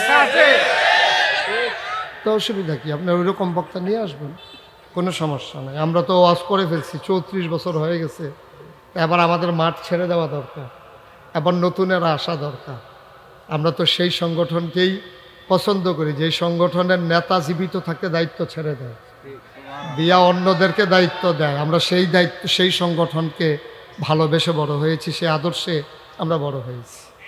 তা যাই হোক, যেহেতু আসছি 2-4টা কথা বলি, কারণ আপনাদের তো কোনো অপরাধ নাই, আপনাদের সাধারণ জনগণ যারা এসেছেন আপনাদের কোনো দোষ নাই। কিন্তু আমি কেন রাগ করলাম, কেন মন খারাপ হলো, আমার উপরে কেন জুলুমটা করা হলো, এটা জানার অধিকার আপনাদের আছে। এই জন্য শুধু জাস্ট এই কথাটা বললাম। আমি লিখিতও দিয়েছি, আপনারা প্রয়োজনে আমার লিখিতটা দেখতে পারেন, যে বাদ এশা আলোচনা আমি লিখে দিছি যে আমার আলোচনা বাদ এশা। তো এশা মানে কি 10:30? বাদ এশা মানে তো 10:30 না। তো এটা, এবং আমি তো গত বছরও আপনাদেরকে কালেকশন করে দিছি, কালেকশন তো এমন না যে আমার চাইতে খুব বেশি ভালো কালেকশন হয়ে গেছে, বিষয়টা এমন না। তা আমি তো কালেকশন করতেও রাজি ছিলাম, তাইলে লাভটা হইল কি আমার এই কষ্ট দিয়ে? আমার আগামীকালকে মাহফিল হলো সিলেট। আমি এখন কখন যাব না গাইস, কখন ঘুমাবো? সকাল 11টার আগে আমাকে রওনা দিতে হবে।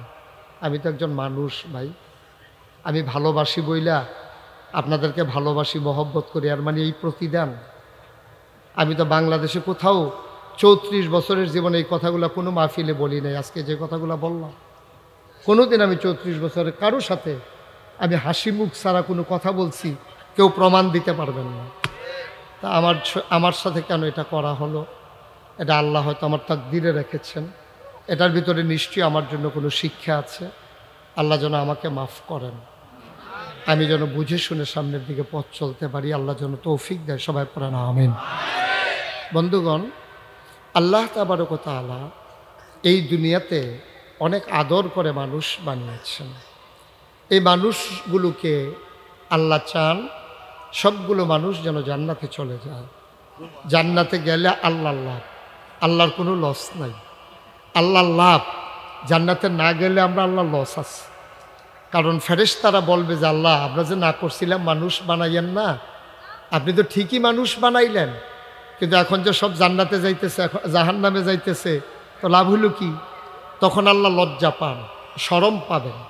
এজন্য আল্লাহকে আমরা শরম দেব না।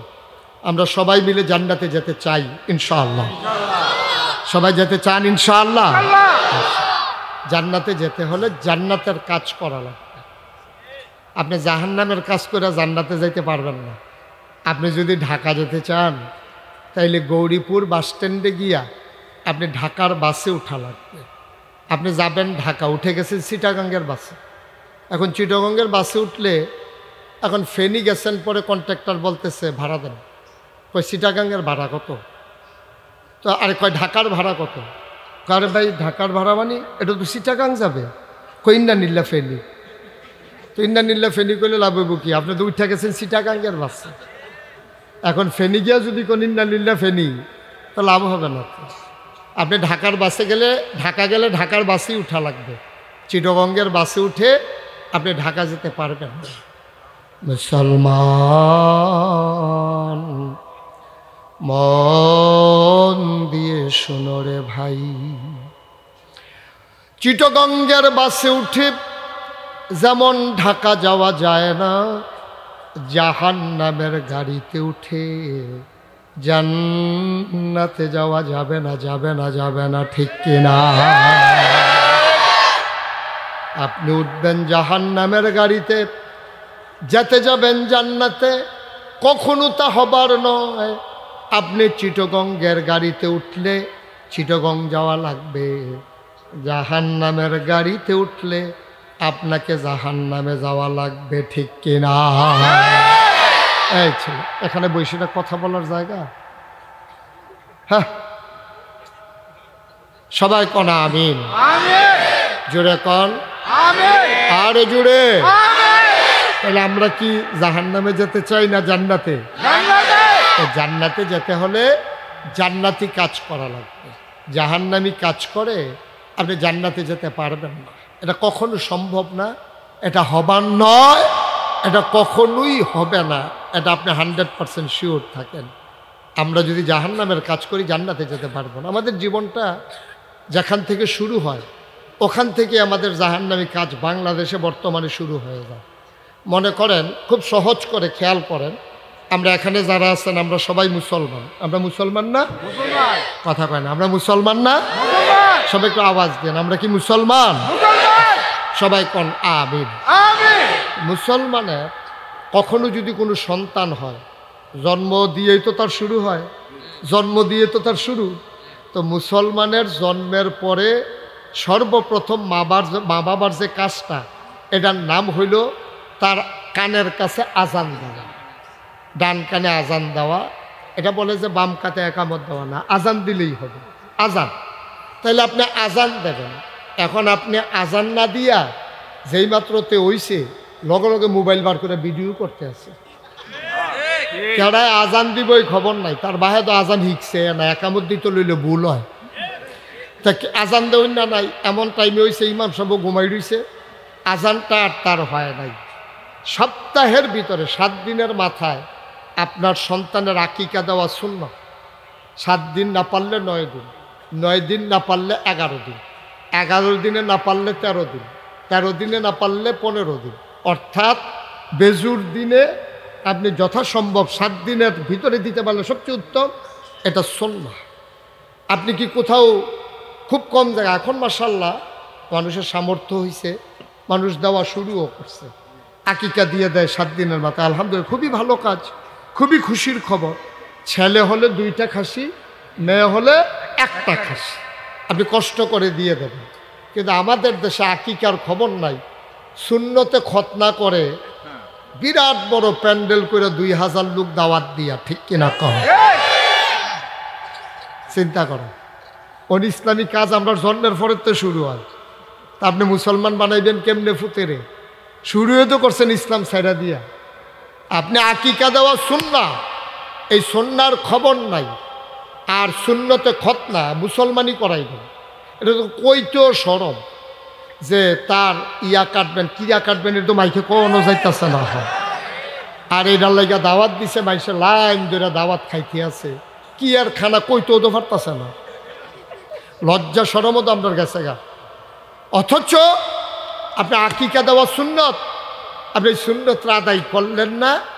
এই যে সম্পূর্ণ বেদাত, এই যে সুন্নতে খতনা মুসলমানি করাইয়া কার্ড করে। আমি ওই দিন আসতেছি, এক মাহফিলে যাচ্ছি, দেখি মেইন রোডের উপরে গেট। আমি বললাম মেইন রোডের উপরে এত বড় গেট কিসের? ড্রাইভারকে বললাম একটু আস্তে চালাও। তাকে দেখি লেখা আছে ফাহিমের সুন্নতে খতনা, মেইন গেটের উপরে। কপালওয়ালা ভুলে যে ফাহিমাল লেখছে না। হ্যাঁ, মায়াপনের কথা যে লেখছে না কোনো, তো ভুলে যদি আকার দিয়া লাগতো।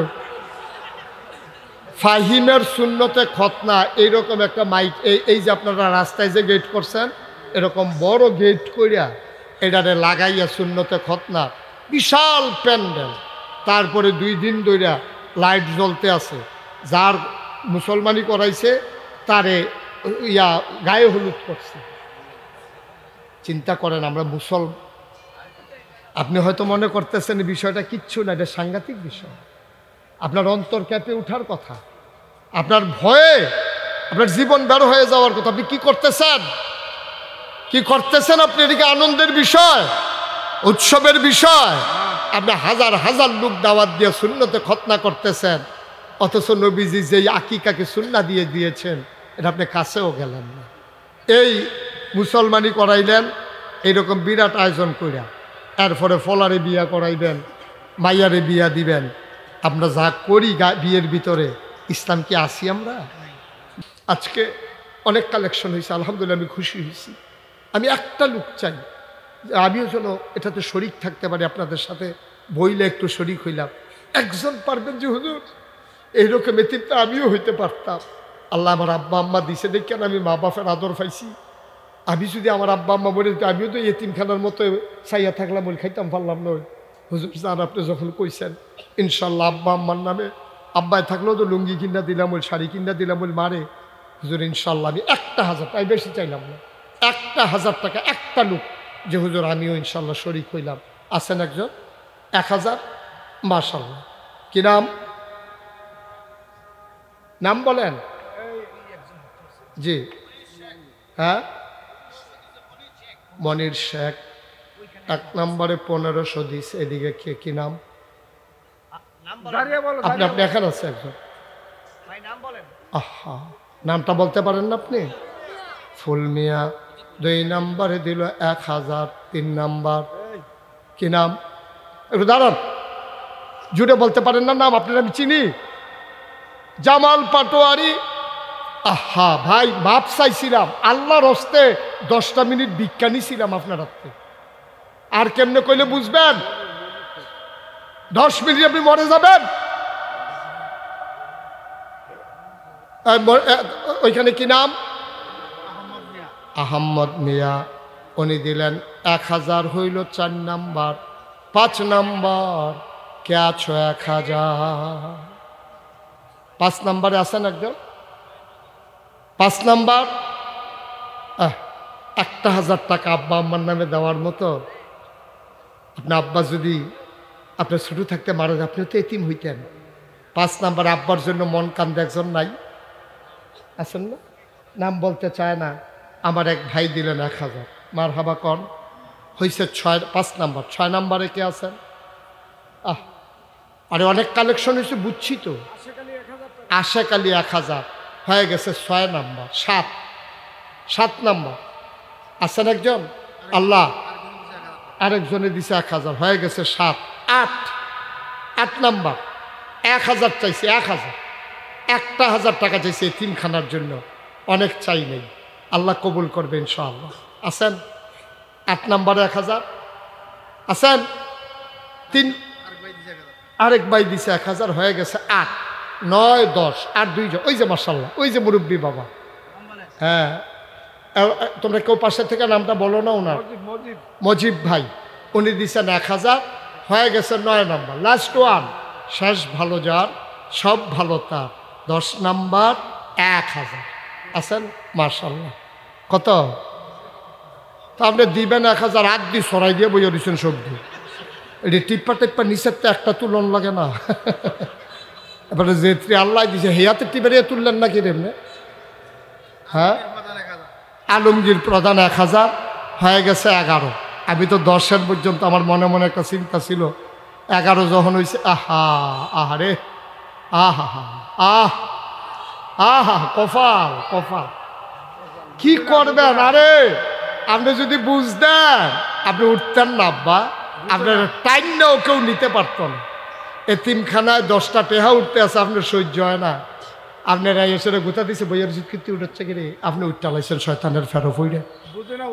তুমি আপনি হাঁটতেছো কেন বাবা? তাড়াতাড়ি ইনুস মিয়াজি 12 নম্বরে দিছে 1000। আল্লাহ কবুল করো, আল্লাহ কবুল করো। আমার একটা কলিজার টুকরা দাঁড়াও তো, একটা কলিজার টুকরা দাঁড়াও 1000। একটা যুবক দাঁড়াও, নাই কথা কইন না। একটা যুবক 1000 টাকা পারবেন? নাই। আল্লাহ আল্লাহ আল্লাহ আল্লাহ আল্লাহ। যুবক কি নাম? হাবিব ভাই। হাবিব ভাই দিছে 1000 হয়ে গেছে কত? 13,000। ডাক্তার সব দিছে 1000 দেন। কি নাম? মহিবুর রহমান শাহাদাত। এই ছেলে, এই রে ফলা ভাই, বালা করে কইতাছি কইলাম, সারা বারো ছড়া লাইন দেখবি হন, লড়াচড়া করো না। ওই যেহেন তুইটা গেছে হ্যাঁ আইয়, ওই কালা ফলাটা রেহেন দিয়ে আনরে, কারা কুটটা রেহেন আন, আস আদর করে কইছি আইবে না। হ্যাঁ, এই আমরান ক্যামেরাম্যান, এই ক্যামেরাম্যান তো কি করতাম আমি হলো ব্যাকল কথা। আজ এক যুবক দিছে 1000 হয়ে গেছে 14,000। মারহাবা কন্যা কেন? আল্লাহ। আমরা ডাক্তার সাহেব দিছে 1000 হয়ে গেছে 14,000। 15 নম্বরে কেউ আছে? মাশাআল্লাহ। 15 কি নাম? কি প্রধান? মামুন প্রধান 1000 হয়ে গেছে 15। আচ্ছা মাশাআল্লাহ। আমি 10 জনের মনে মনে নিয়ত করছিলাম, 15 জন ফাইলাইছি। তুমি তো ইচ্ছা করলে এটারে 20 বানাইতে পারো। আল্লাহর অনেক ক্ষমতার রে। সাদা ওই সাদা গেঞ্জি রে দত পাড়া মাদ্রাসার 2টা টেহা উঠতেছে, তার সহ্য হয় না। ওই যে লই আইছে না 1000 টাকা কিনা মামুন প্রধান, ওইটা তো কইছি। মামুন প্রধান 1000।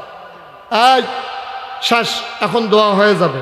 সবাই মহব্বতের সাথে বসেন, সবাই নামাজের মতো বসেন। যারা দাঁড়িয়ে আছেন তারা পারলে তারাও বসেন।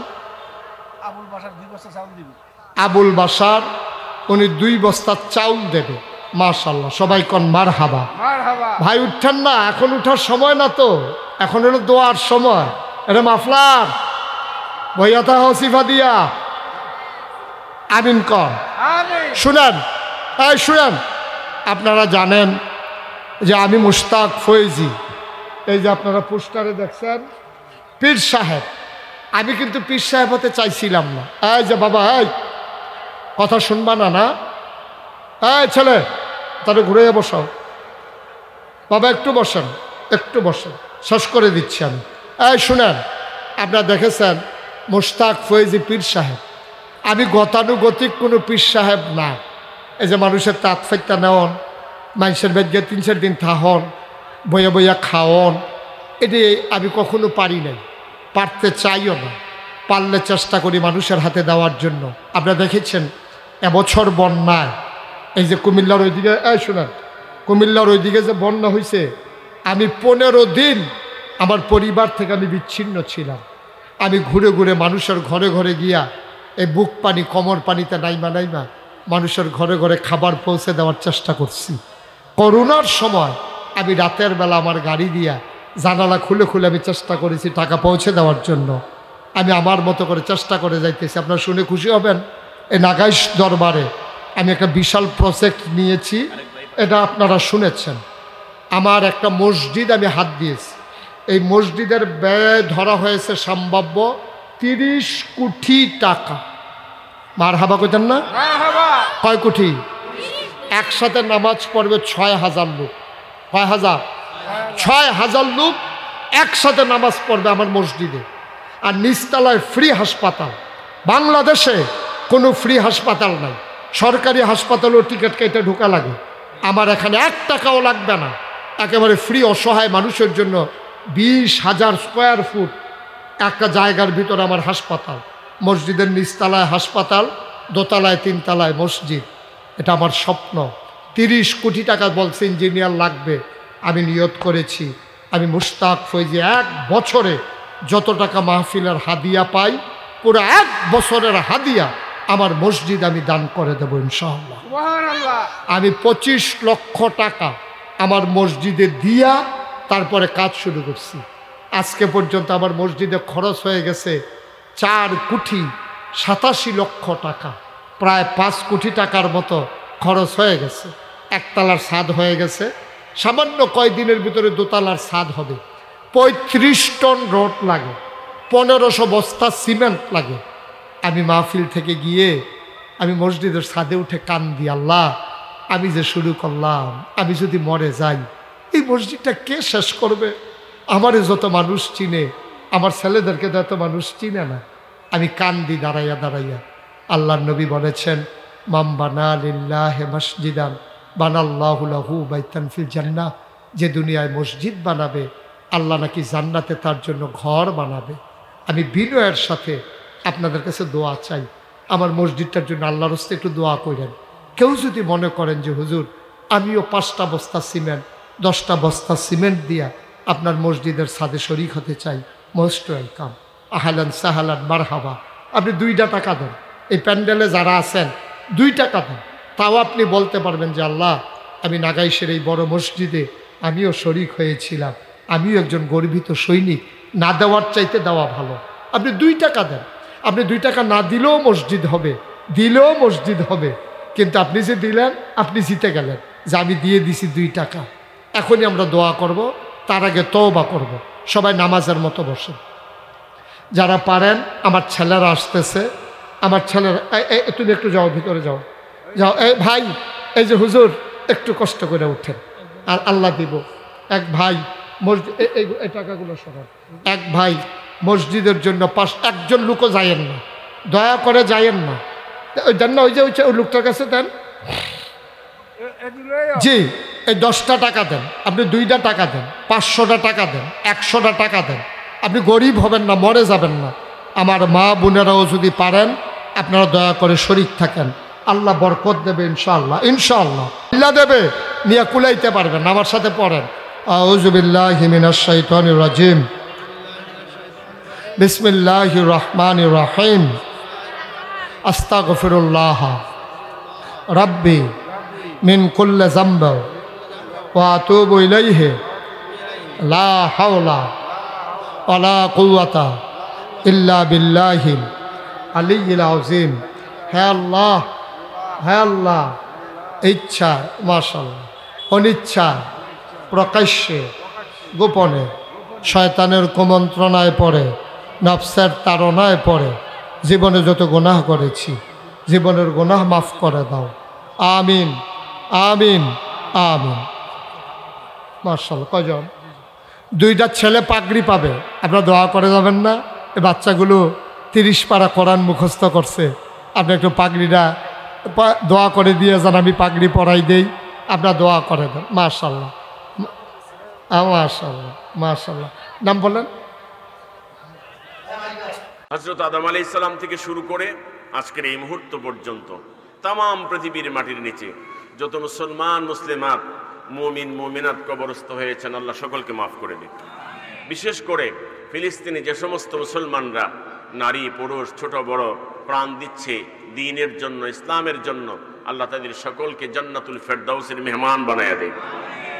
সম্মানিত উপস্থিতি, এবার দোয়া করছি যারা এই মাহফিলের আয়োজন করেছেন, বিশেষ করে ইত্তেহাদুল হক সমাজ কল্যাণ সংঘ, এই সংঘের লোকেরা আর গরতলা দারুত তৌহিদ মসজিদ ও মাদ্রাসা কমপ্লেক্সের কমিটিতে যারা আছেন, আর শুভাকাঙ্ক্ষী হিতাকাঙ্ক্ষী যারা আছেন, সকলে মিলে আজকের এই মাহফিল 22তম তাফসিরুল কোরআন মাহফিল, সেই মাহফিল যারা আয়োজন করেছেন তাদের সকলকে আন্তরিকভাবে ধন্যবাদ এবং মোবারকবাদ জানাচ্ছি। সম্মানিত উপস্থিতি, অনেক লম্বা চূড়া আলোচনা করার সুযোগ হবে না। আপনারা ইতিপূর্বেই ঘোষণা শুনেছেন, আজকের মাহফিলের মধ্যমণি, আজকের মাহফিলের প্রধান মুফাসসির তিনি এসে গেছেন, অনেক কষ্ট করে এসেছেন, আবার হয়তো ঢাকা ব্যাক করবেন, তাই অনেক লম্বা সময় পর্যন্ত, অনেক রাত পর্যন্ত আলোচনা ঠিক হবে না। আমি অল্প সময়ের ভেতরে আপনাদের কাছে একটু কথা বলি, বিদায় নেব ইনশাআল্লাহ। কোরআনে কারীমের সূরা আলে ইমরান থেকে আমি একটু আয়াতের অংশ মাত্র তিলাওয়াত করেছি। আল্লাহ তাআলা কি বলেছেন সেখান থেকে আমরা একটু জেনে নিই। সকলে আমার সাথে সাথে পড়েন। আউযু বিল্লাহি মিনাশ শাইতানির রাজীম। বিসমিল্লাহির রহমানির রহিম। واعتصموا بحبل الله جميعا ولا تفرقوا। বিতাড়িত শয়তানের হাত থেকে আল্লাহর কাছে আশ্রয় প্রার্থনা করছি, দাতা দয়ালু পরম করুণাময় আল্লাহর নামে শুরু করছি। আল্লাহ বলছেন, ওয়াতাসমু বিহাবলিল্লাহ, তোমরা আমার রজ্জুকে ধরো, জামিআন, সকলে মিলে, একা একা না, সকলে মিলে সম্মিলিতভাবে আমার রজ্জুকে ধরো। এখন রজ্জু বলতে কি জিনিস? রজ্জু মানে রশি। রজ্জু বাংলা কি? একেবারে সাধারণ বাংলা কি? রশি। আমার রশিটাকে ধরো। আল্লাহ কি কোনো রশি না এখানে নামায় দিয়েছেন? বাংলাদেশের কোথাও নামাইছেন? পৃথিবীর কোথাও রশি নামায় দিয়েছেন? প্লাস্টিকের তৈরি, পাটের তৈরি, তারপরে বিভিন্ন জিনিসের তৈরি, এরকম কোনো রশি নাজিল করেছেন বা নামাইছেন? সেই রশিটা কি জিনিস? রশিটা হলো আল্লাহর কালাম। আল্লাহ একটা রজ্জু দিয়েছেন, রশি দিয়েছেন, এটার নাম কোরআনে কারীম। বলেন, এটার নাম কি? আল্লাহ রাব্বুল আলামিন বলেন, ও দুনিয়ার মানুষেরা, তোমরা সবাই মিলে আমার কোরআনকে ধরো, আমার কোরআনের সঙ্গে মিলিত হয়ে যাও, আমার কোরআনের সাথে সম্পর্ক করো, কোরআনের বিধানগুলি তোমাদের মধ্যে কাজে লাগাও সম্মিলিতভাবে। আর ওয়ালা তাফাররাকু, এখান থেকে বিচ্ছিন্ন হয়ে যেও না, দলে দলে বিভক্ত হয়ে যেও না, একা একা হয়ে যেও না। বিশ্ব নবী জনাবি মুহাম্মদুর রাসূলুল্লাহ সাল্লাল্লাহু আলাইহি ওয়াসাল্লাম বলেছেন, ওই ছাগলকেই নেকড়ে ভাগে দৌড়ে, যেই ছাগলটা একা একা থাকে, যেই ছাগল দলের ভিতরে থাকে, পালের ভিতরে থাকে, তাদের চরম এবং পরম শত্রু বাঘ তাকে শিকার করতে সাহস করে না। কথা বলেন ঠিক কিনা? একা একা পাইলেই সেটাকে শিকার করে। সুতরাং আল্লাহর কোন বান্দা যখন দল থেকে চলে যায়, আল্লাহর কোরআনের দল থেকে চলে যায়, তখন তাকে শয়তান নামক নেকড়ে বাঘে শিকার করে, তাকে ধরে, তাকে পাকড়াও করে। কথা বলেন ঠিক কিনা? তাই এখন আমাদের করণীয় হলো আমরা দলবদ্ধভাবে, ঐক্যবদ্ধভাবে আল্লাহর কোরআনকে ধরতে হবে। এই ব্যাপারে আমি আজকে যেটা দিয়ে আপনাদের কাছে আলোচনা শুরু করব এবং শেষ করব, সেটা হলো আমি একটা হাদিস মাত্র আপনাদেরকে শোনাবো। আসুন সেই হাদিসটা দিয়ে আমি শুরু করব, এটা দিয়ে শেষ করব।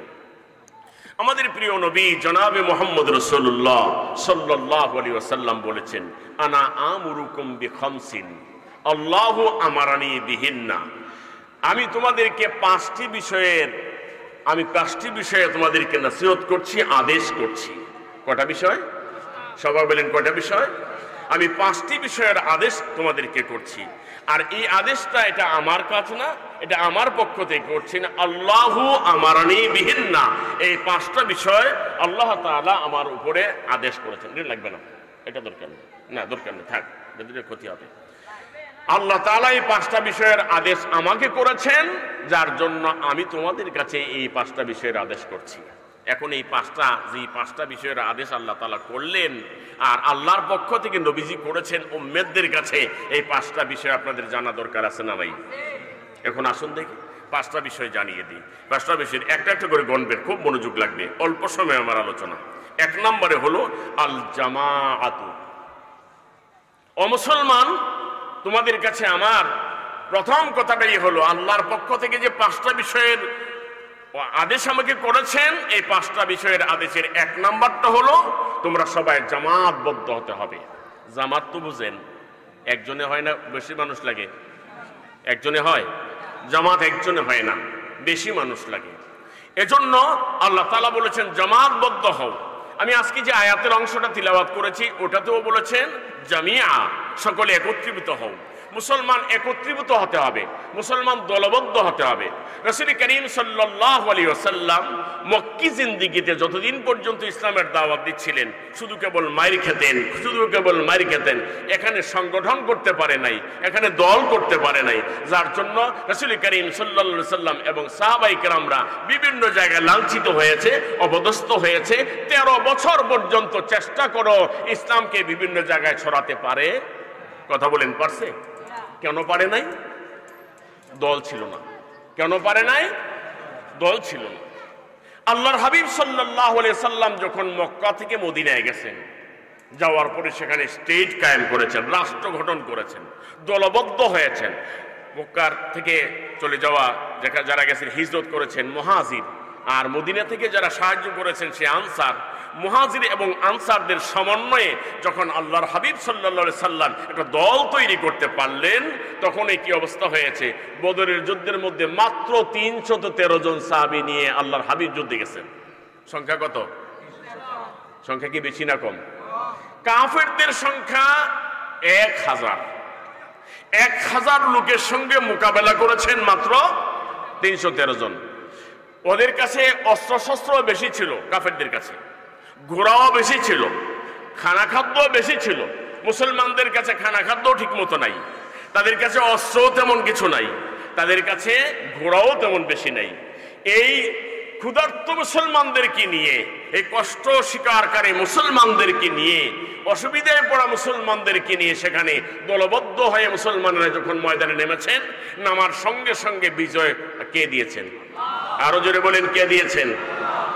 এই 313 জন মুসলমান 1000 মুসলমানকে এমন ভাবে করুণ ভাবে পরাজয় বরণ করায় দিয়েছেন, 70 জনকে স্পটে ডেথ করে দিয়েছেন, 70 জনকে সেখানে জায়গায় শেষ করে দিয়েছেন। বলেন আল্লাহু আকবার। শুধু এমনটাই নয়, 70 জনকে জায়গায় মেরে ফেলেছেন, আবার 70 জনকে বন্দী করে ফেলেছেন। মুসলমানদের একজনকেও তারা বন্দী করতে পারে নাই, বরং তারা তাদের বাকিরা নিজেদের জান নিয়ে কোন রকমে এখান থেকে পালিয়ে গেছে। আমার ভাইয়েরা, এটা আর কিছু না। আল্লাহ বলেছেন ওয়াতাসিমু বিহাবলিল্লাহি জামিআন ওয়া লা তাফাররাকু। তোমরা আমার কোরআনকে, আমার ইসলামকে, আমার বিধানকে সম্মিলিতভাবে ধারণ করো। একা একা নামাজ পড়লে শুধু চলবে না, একা একা ইসলাম পালন করলে শুধু চলবে না, একা একা ইবাদত করলে শুধু চলবে না, সকলে মিলে ইসলাম পালন করতে হবে ঐক্যবদ্ধভাবে। যখন ঐক্যবদ্ধভাবে নামবে, বিজয় দেওয়ার দায়িত্ব কার? আল্লাহ রাব্বুল আলামিন বিজয় দিবেন।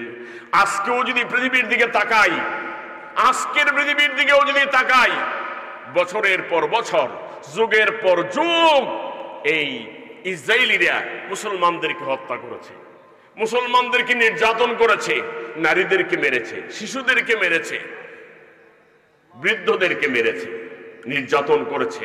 কিন্তু এবারের যুদ্ধ কিন্তু ভিন্ন রকম। এবারের যুদ্ধে এই পর্যন্ত সৌদি আরব কোনোদিন ইসরায়েলের বিরুদ্ধে নাক গলায় নেই, ফিলিস্তিনিদের পক্ষে একটা কথা বলে নাই, পৃথিবীর অনেক দেশের লোকেরাই বলে নাই। কিন্তু আলহামদুলিল্লাহ এবার সমস্ত মুসলমানরা ঐক্যবদ্ধ হয়েছে। গোটা পৃথিবীর সমস্ত মুসলমানরা ঐক্যবদ্ধ হয়ে ইসরায়েলের বিরুদ্ধে লেগেছে। লাগার কারণে বিজয় দিবেন কে? আমরা আশাবাদী মুসলমানেরা এবার বিজয় লাভ করবে। ইহুদিরা নাস্তানাবুদ হয়ে যাবে, কাফির মুশরিকরা দুলিশাত হয়ে যাবে। আমরা সেটা আশাবাদী। কার কাছে? আল্লাহ কবুল করবেন। সারা দুনিয়ার মুসলমানেরা দোয়া করতে থাকেন, বিজয় দেওয়ার মালিক আল্লাহ। আমি উদাহরণ দিয়ে দোয়াও করি আল্লাহর কাছে, এবং আরো কয়েক জায়গায় বলেছি। বদরের যুদ্ধে মুসলমানের সংখ্যা কতজন ছিল না বললাম? 313 জন। কিন্তু শুধু 313 জনে যুদ্ধ করে নেই। কোরআন শরীফে আল্লাহ বলে দিয়েছেন এই মুসলমানদেরকে সাহায্য করার জন্য যখন তারা ময়দানে নামলো, ঈমান নিয়ে, ইসলাম নিয়ে ঐক্যবদ্ধভাবে যখন নেমেছে, নামার পরে সাহায্য করেছেন আল্লাহ কতজন দিয়ে? 1000 ফেরেশতা দিয়ে। আওয়াজ ভালো হয় না, জোরে বলেন সুবহানাল্লাহ। ফেরেশতা দিলেন কয়জন? আল্লাহ রাব্বুল আলামিন 1000 ফেরেশতা নাজিল করে দিয়েছেন। আল্লাহ বলছেন প্রয়োজনে আমি 3000 নাজিল করব, আমার আরো প্রয়োজন হলে আমি 5000 নাজিল করব, তারপরও আমি মুসলমানদেরকে বিজয় দেব। আল্লাহ বলেছেন ওয়া কানা হাক্কান আলাইনা নাসরুল মুমিনিন। আওয়াজ করে বলেন আল্লাহু আকবার। মুমিনরা যখন ঐক্যবদ্ধভাবে ময়দানে নামে, আল্লাহর সাহায্য করা আল্লাহ নিজের উপরে নিজে ওয়াজিব বানায় দেয়। সুতরাং জামাতবদ্ধ হতে হবে। আমি বাংলাদেশের মানুষদেরকে বলবো, আজকে বাংলাদেশের মানুষের সুখে নাই, সঠিকভাবে ইসলাম পালন করতে পারে না। কথা বলেন ঠিক কিনা? এটার পেছনে আলেম ওলামাদের আমাদের কিছু দোষ আছে না নাই? আমাদের যথেষ্ট দোষ আছে। আমরা মুসলমানেরা এখনো ঐক্যবদ্ধ হতে পারি নাই। আমরা সুন্নিরা নিজেরা দাবি করি আমরা সঠিক মুসলমান, আর বাকিরা সব বাদ। যারা পীরের মুরিদ তারা মনে করে আমরাই শুধু সঠিক মুসলমান আর অন্যেরা না। তাবলীগীরা মনে করে আমরাই শুধু মুসলমান আর কেউ না। জামাতিরা মনে করে আমরাই শুধু মুসলমান আর কেউ না। এভাবে প্রত্যেকটা দল নিজেকেই শুধু মুসলমান মনে করে আর অন্যদেরকে মুসলমান মনে করে। অথচ আলিয়া বলেন, কওমি বলেন, পীর বলেন, তাবলীগী বলেন, জামাতি বলেন, আমরা সবাই এক কালেমার মুসলমান। আওয়াজ করে বলেন ঠিক কিনা? এত বিবাদ কেন? এত বিবাদ কেন? আরে বিবাদের কারণে কি আমরা কেউ ছাড় পাচ্ছি? কেউ ছাড় পাচ্ছি না। আমি পরিষ্কারই বলে দিই, এত বছর পর্যন্ত চরমোনাইর পীর সাহেব, আমি কিন্তু গীবত বলছি না, আমি বোঝানোর জন্য বলছি, চরমোনাইর পীর সাহেব ছিলেন ফুলের মতো, কিন্তু কয়েক মাস আগে আর ফুলের মতো ছিলেন, মার খাইছে না? মার খাইতে হয়েছে কিনা? অমুসলমান মনে রাখবেন, বিচ্ছিন্নভাবে যারাই যাবে এই দেশে সবাই মার খাবে, কেউ মার থেকে বাঁচতে পারবে না। সুতরাং মুসলমানদের সময় এসেছে, সবাই ঐক্যবদ্ধ হও, নিজের আমিত্ব ভুলে যাও, এ কথা মনে করো আমরা সবাই মুসলমান। আমরা সবাই কি? আলিয়া কওমি, এই দেয়াল ভেঙ্গে দাও। পীরের মুরিদ আর গায়রে মুরিদ দেয়াল ভেঙ্গে দাও। ওয়াহাবি আর সুন্নি দেয়াল ভেঙ্গে দাও। সব আমরা এক কালেমার মুসলমান, এক নবীর উম্মত, এক কোরআন নিয়ে মাঠে একসঙ্গে নামতে চাই। রাজি আছেন কিনা বলে? তখনই আমরা বিজয় পাব। সুতরাং আল্লাহ পাক বলছেন ওয়াল জামাত, ঐক্যবদ্ধ হতে হবে, দলবদ্ধ হতে হবে। এই দলের আবার ক্লাসিফিকেশন আছে। আপনারা ইচ্ছা করলে সারা বাংলাদেশ নিয়ে একটা দল করে ফেলতে পারবেন না। পারবেন? এখান থেকে এই করতলাবাসী যারা আছেন, ইচ্ছা করলে সারা বাংলাদেশ নিয়ে এখন একটা দল করে ফেলতে পারবেন? রাসূল করিম সাল্লাল্লাহু আলাইহি সাল্লাম ইসলামের দাওয়াত আসার আগে, কোরআন নাযিল হওয়ার আগে সর্বপ্রথম শান্তি আনয়ন করার জন্য যেটা করেছিলেন সেটা একটা দল করেছিলেন। সেটার নাম কি জানেন? মাশাআল্লাহ, আপনারা তো জানেন। হিলফুল ফুজুল নামে একটা দল করেছিলেন, যেটাকে সংগঠন বলি আমরা। আল্লাহর হাবিব সাল্লাল্লাহু আলাইহি সাল্লাম সেই সংগঠন করেছেন। আর সেই সংগঠনের মাধ্যমে চেষ্টা করেছেন 23 বছর। কয় বছর? 23টা বছর পর্যন্ত তিনি চেষ্টা করেছেন মক্কার যুবকদেরকে নিয়ে। যুবক ভাইরা ভালো করে শুনুন, মক্কার যুবকদেরকে নিয়ে 23 বছর চেষ্টা করেছেন যুদ্ধ বিগ্রহ বন্ধ করার জন্য, মারামারি কাটাকাটি হানাহানি বন্ধ করার জন্য, চুরি ডাকাতি ছিনতাই লুণ্ঠন যা আছে সব বন্ধ করার জন্য। পারছিল কিছু? শান্তি আনয়ন করতে পারছে? আল্লাহর হাবিব সাল্লাল্লাহু আলাইহি সাল্লাম এই 23 বছর, 17 বছর থেকে শুরু করে সামনের দিকে 23 বছর গেলে 40 বছর হয়। 40 বছর বয়সে যখন আল্লাহর পক্ষ থেকে কোরআন নাজিল হলো, নাজিল হওয়ার পরে এখন ইসলামের মাধ্যমে, কোরআনের মাধ্যমে সংগঠন তৈরি করতে হচ্ছে। আবার 13 বছর লাগলো এই সংগঠনটা মজবুত করে তৈরি করতে। মদিনা শরীফে যাওয়ার পরে যখন মজবুত করে নামলেন, নামার পরে ইসলাম কি এখন শুধু মদিনায় আছে না তামাম পৃথিবীতে আছে? আরো কি দেখাই দেওয়া লাগবে? আল্লাহর হাবিব সাল্লাল্লাহু আলাইহি সাল্লাম মদিনার জমিনে সংগঠন তৈরি করলেন, সাহাবায়ে কিরামদেরকে নিয়ে সংগঠন তৈরি করেছেন।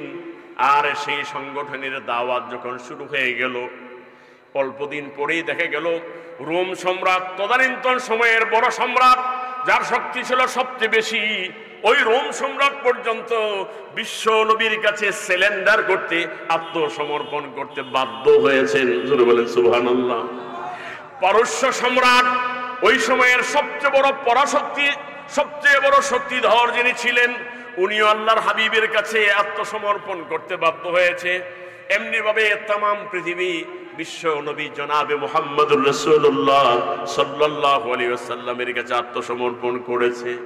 তাই আসুন দেখি, আমরাও যদি এই জমিনের মধ্যে ইসলামকে কায়েম করতে চাই, শান্তি প্রতিষ্ঠিত করতে চাই, মানুষকে শান্তিতে বসবাস করতে দেওয়ার জন্য যদি একটা সমাজ কায়েম করতে চাই, তাইলে যে কাজটা করা লাগবে সেটা হলো আমাদেরকেও সংঘবদ্ধ হতে হবে, আমাদেরকেও ঐক্যবদ্ধ হতে হবে। কথা বলেন ঠিক কিনা?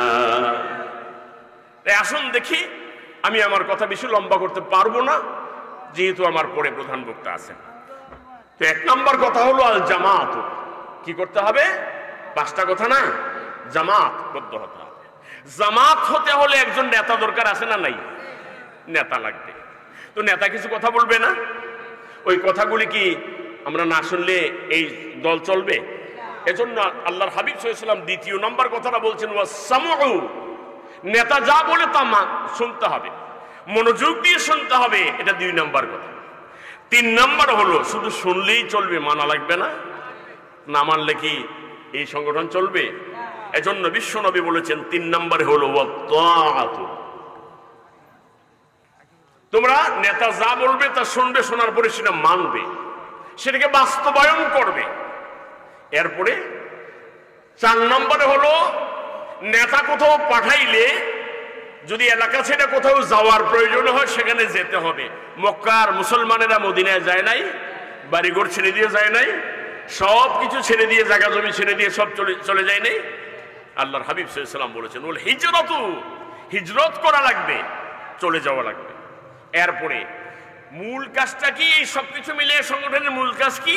ওয়াল জিহাদ ফি সাবিলিল্লাহ, আল্লাহর জমিনে আল্লাহর দ্বীন কায়েমের চেষ্টা করা। আল্লাহর জমিনে আল্লাহর দ্বীন কায়েমের চেষ্টা করা। দ্বীন বলতে শুধু কেবল কোরআনের বিধান। আপনি মনে করেন যে আপনি একদিনে কায়েম করে ফেলতে পারবেন, বিষয়টা এমনটা না। আচ্ছা, এবার আসুন দেখি, একজন গরিব দুঃখীকে কিছু সাহায্য সহযোগিতা করা, এটা কি দ্বীনের অংশ না?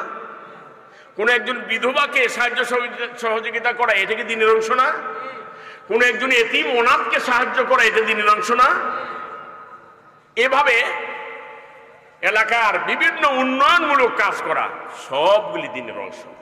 এই দ্বীন সবগুলি শিক্ষা দিয়েছে।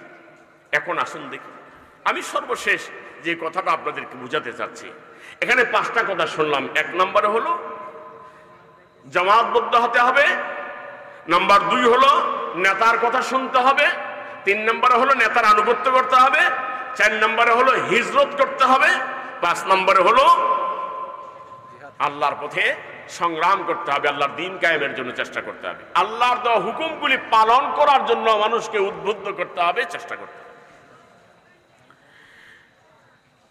আপনাদের এখানে একটা সংগঠন তৈরি করা হয়েছে, আমার উস্তাদজি মারা গেছেন 22 বছর হয়েছে। 22 বছর পরে এ পর্যন্ত মসজিদ চলতেছে, মাদ্রাসা চলতেছে, এতিমখানা চলতেছে, ওয়াজ মাহফিল সব কিছু হচ্ছে, বিভিন্ন উপকারী কাজ হচ্ছে।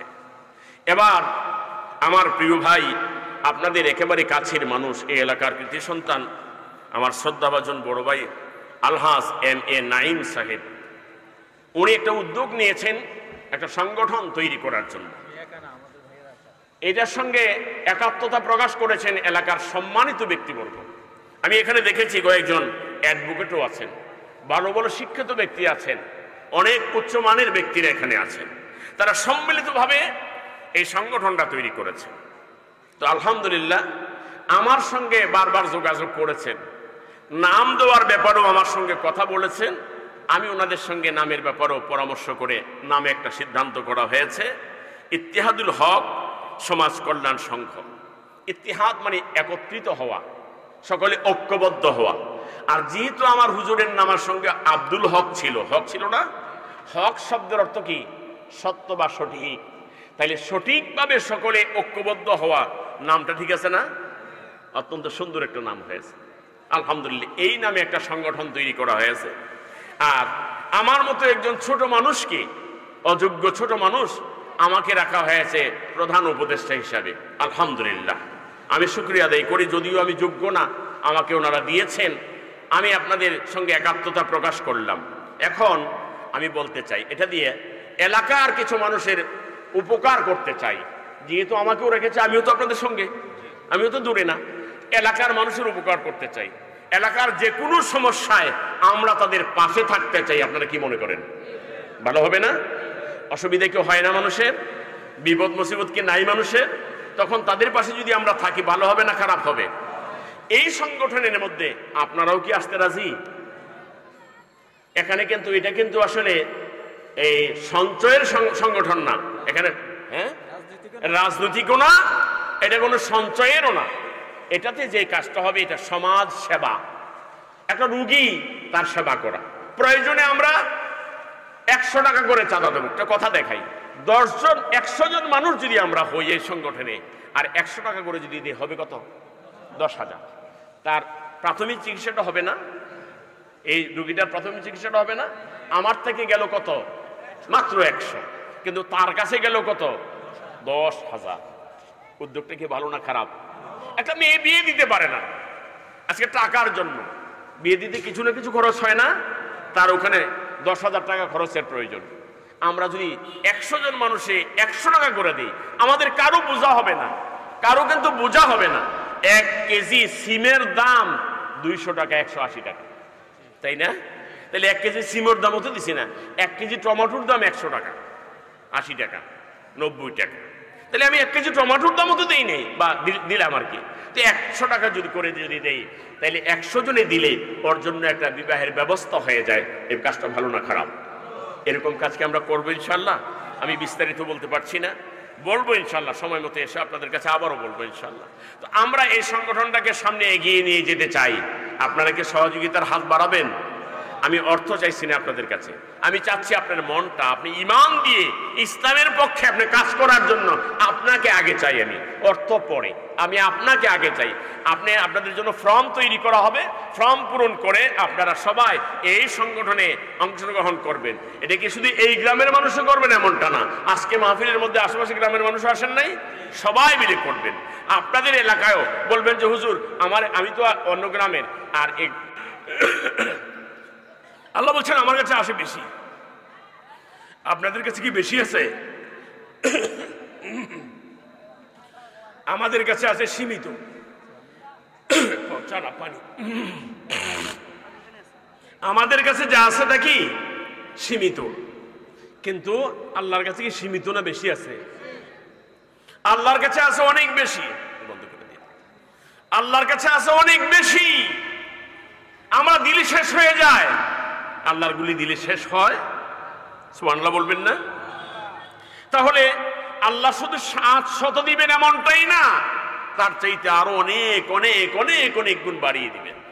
সুতরাং আমি আপনাদের কাছে বলতে চাই, আমরা পরকালের জন্য কিছু ব্যাংকে জমা রেখে যেতে চাই। পরকালের ব্যাংক, হাসরের ময়দানে আমার আপনার যা কিছু আছে একটাও যদি কাজে না লাগে, একটা ছাত্র, এতিম ছাত্র, একটা মাদ্রাসার ছাত্র, আমার একটা টাকার কারণে, একটা পয়সার কারণে তার লেখাপড়া হয়েছিল, সে আলেম হয়েছিল, সে হাফেজ হয়েছিল, হাসরের ময়দানে ওই ছেলেটা আমাকে ছাড়া জান্নাতে যাবে না, এটাই আমার জান্নাতে যাওয়ার ওসিলা হয়ে যাবে। আল্লাহ বলছেন ইয়া আইয়ুহাল্লাযীনা আমানু ওয়াবতাগু ইলাইহিল ওয়াসিলা, একটা ওসিলা তালাশ করো, যেটাকে ওসিলা করে আমি তোমাকে মাফ করে দিতে পারবো। আপনি আমি জীবনে পাপ করছি কি করছি না? বেশি না কম? অনেক পাপ করেছি। আমার আপনার নেক দ্বারা জান্নাতে যেতে পারবো আশা করতে পারি না। আমার আপনার নেক দ্বারা আমরা জান্নাতে যেতে পারবো সে আশা আমরা করতে পারি না। ওসিলা লাগবে।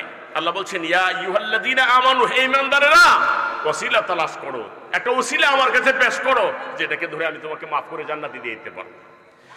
আপনি আপনার বাড়িতে বড় বিল্ডিং করেছেন, অনেক জায়গার মালিক, আপনাদের এলাকায় বিঘা কিন্তু অনেক বড়, তাই না? অনেক বড়, 1 বিঘা 2 বিঘা 5 বিঘা জমিন আপনার আছে। আপনি এখন মরে যান তো এগুলি আপনার থাকবে কিনা বলেন তো? কেউ আপনার বাড়িটা আপনার থাকবে? আপনার জায়গা জমি আপনার থাকবে?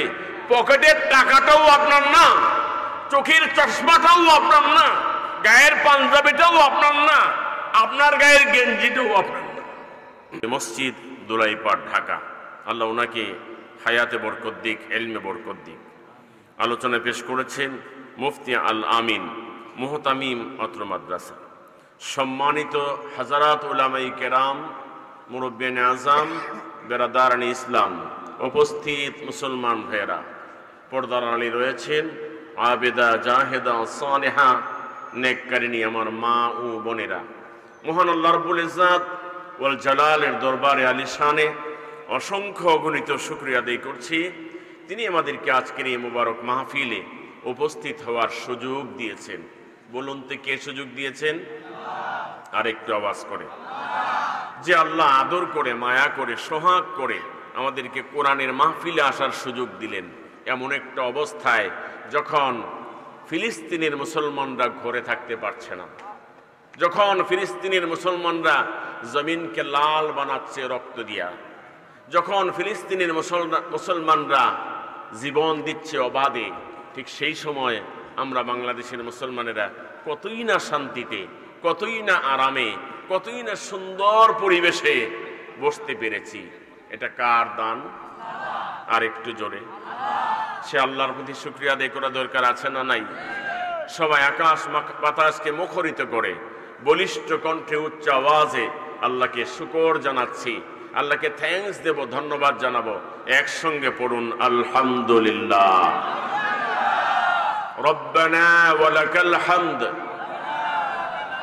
হামদান কাসীরান তাইয়িবান মুবারাকান ফীহি ইয়া রাব্বি লাকাল হামদু কামা ইয়ানবাগি লিজালালি ওয়াজহিকা ওয়া আযীমি সুলতানিক। আবার বলুন আলহামদুলিল্লাহ। অসংখ্য অগণিত দরুদ সালাম নবীজির উপরে। আল্লাহুম্মা সাল্লি ওয়া সাল্লিম আলা নবিয়্যিনা মুহাম্মদ। দোয়া করছি, রুহের মাগফিরাত কামনা করছি। কিন্তু আপনি যে এখানে কিছু টাকা দিয়ে গেছেন, ফকিরকে দিয়েছেন, মিসকিনকে দিয়েছেন, অভাবীকে দিয়েছেন, মসজিদে দিয়েছেন, মাদ্রাসায় দিয়েছেন, এই সবগুলি আপনার। তাই আমি আপনাদের কাছে একটু হাত পাতব। আজকে আমি আশা করব একেবারে সর্বনিম্ন পর্যায়ের হলেও প্রত্যেকে কিছু না কিছু দিবেন। আমি বড় করে চাইবো না, আমি আজকে 5000 করে চাচ্ছি। 5টা ব্যক্তি চাই প্রথম 5000 করে। যদি এর চেয়ে বেশি দেন আলহামদুলিল্লাহ, দেওয়ার মতো আছেন, আমি চাইছি, অন্য বছর পাইছি। আমি 5 জন ব্যক্তি চাই, আজকেই দিতে হবে এমনটা না, মাদ্রাসার জন্য দিবেন। কে আছেন? 5টা ব্যক্তি, 5 জন ব্যক্তি, 5000 করে 5 জন ব্যক্তি দিবেন। 1 নম্বরে কেউ হাত উঠাবেন। আমি দোয়া করব আল্লাহ তাআলা যেন তাকে 5 ওয়াক্ত নামাজে দায়মি কায়েমি বানায় দেয়। 5টা ঘাঁটি আছে বড় কালের, এই 5টা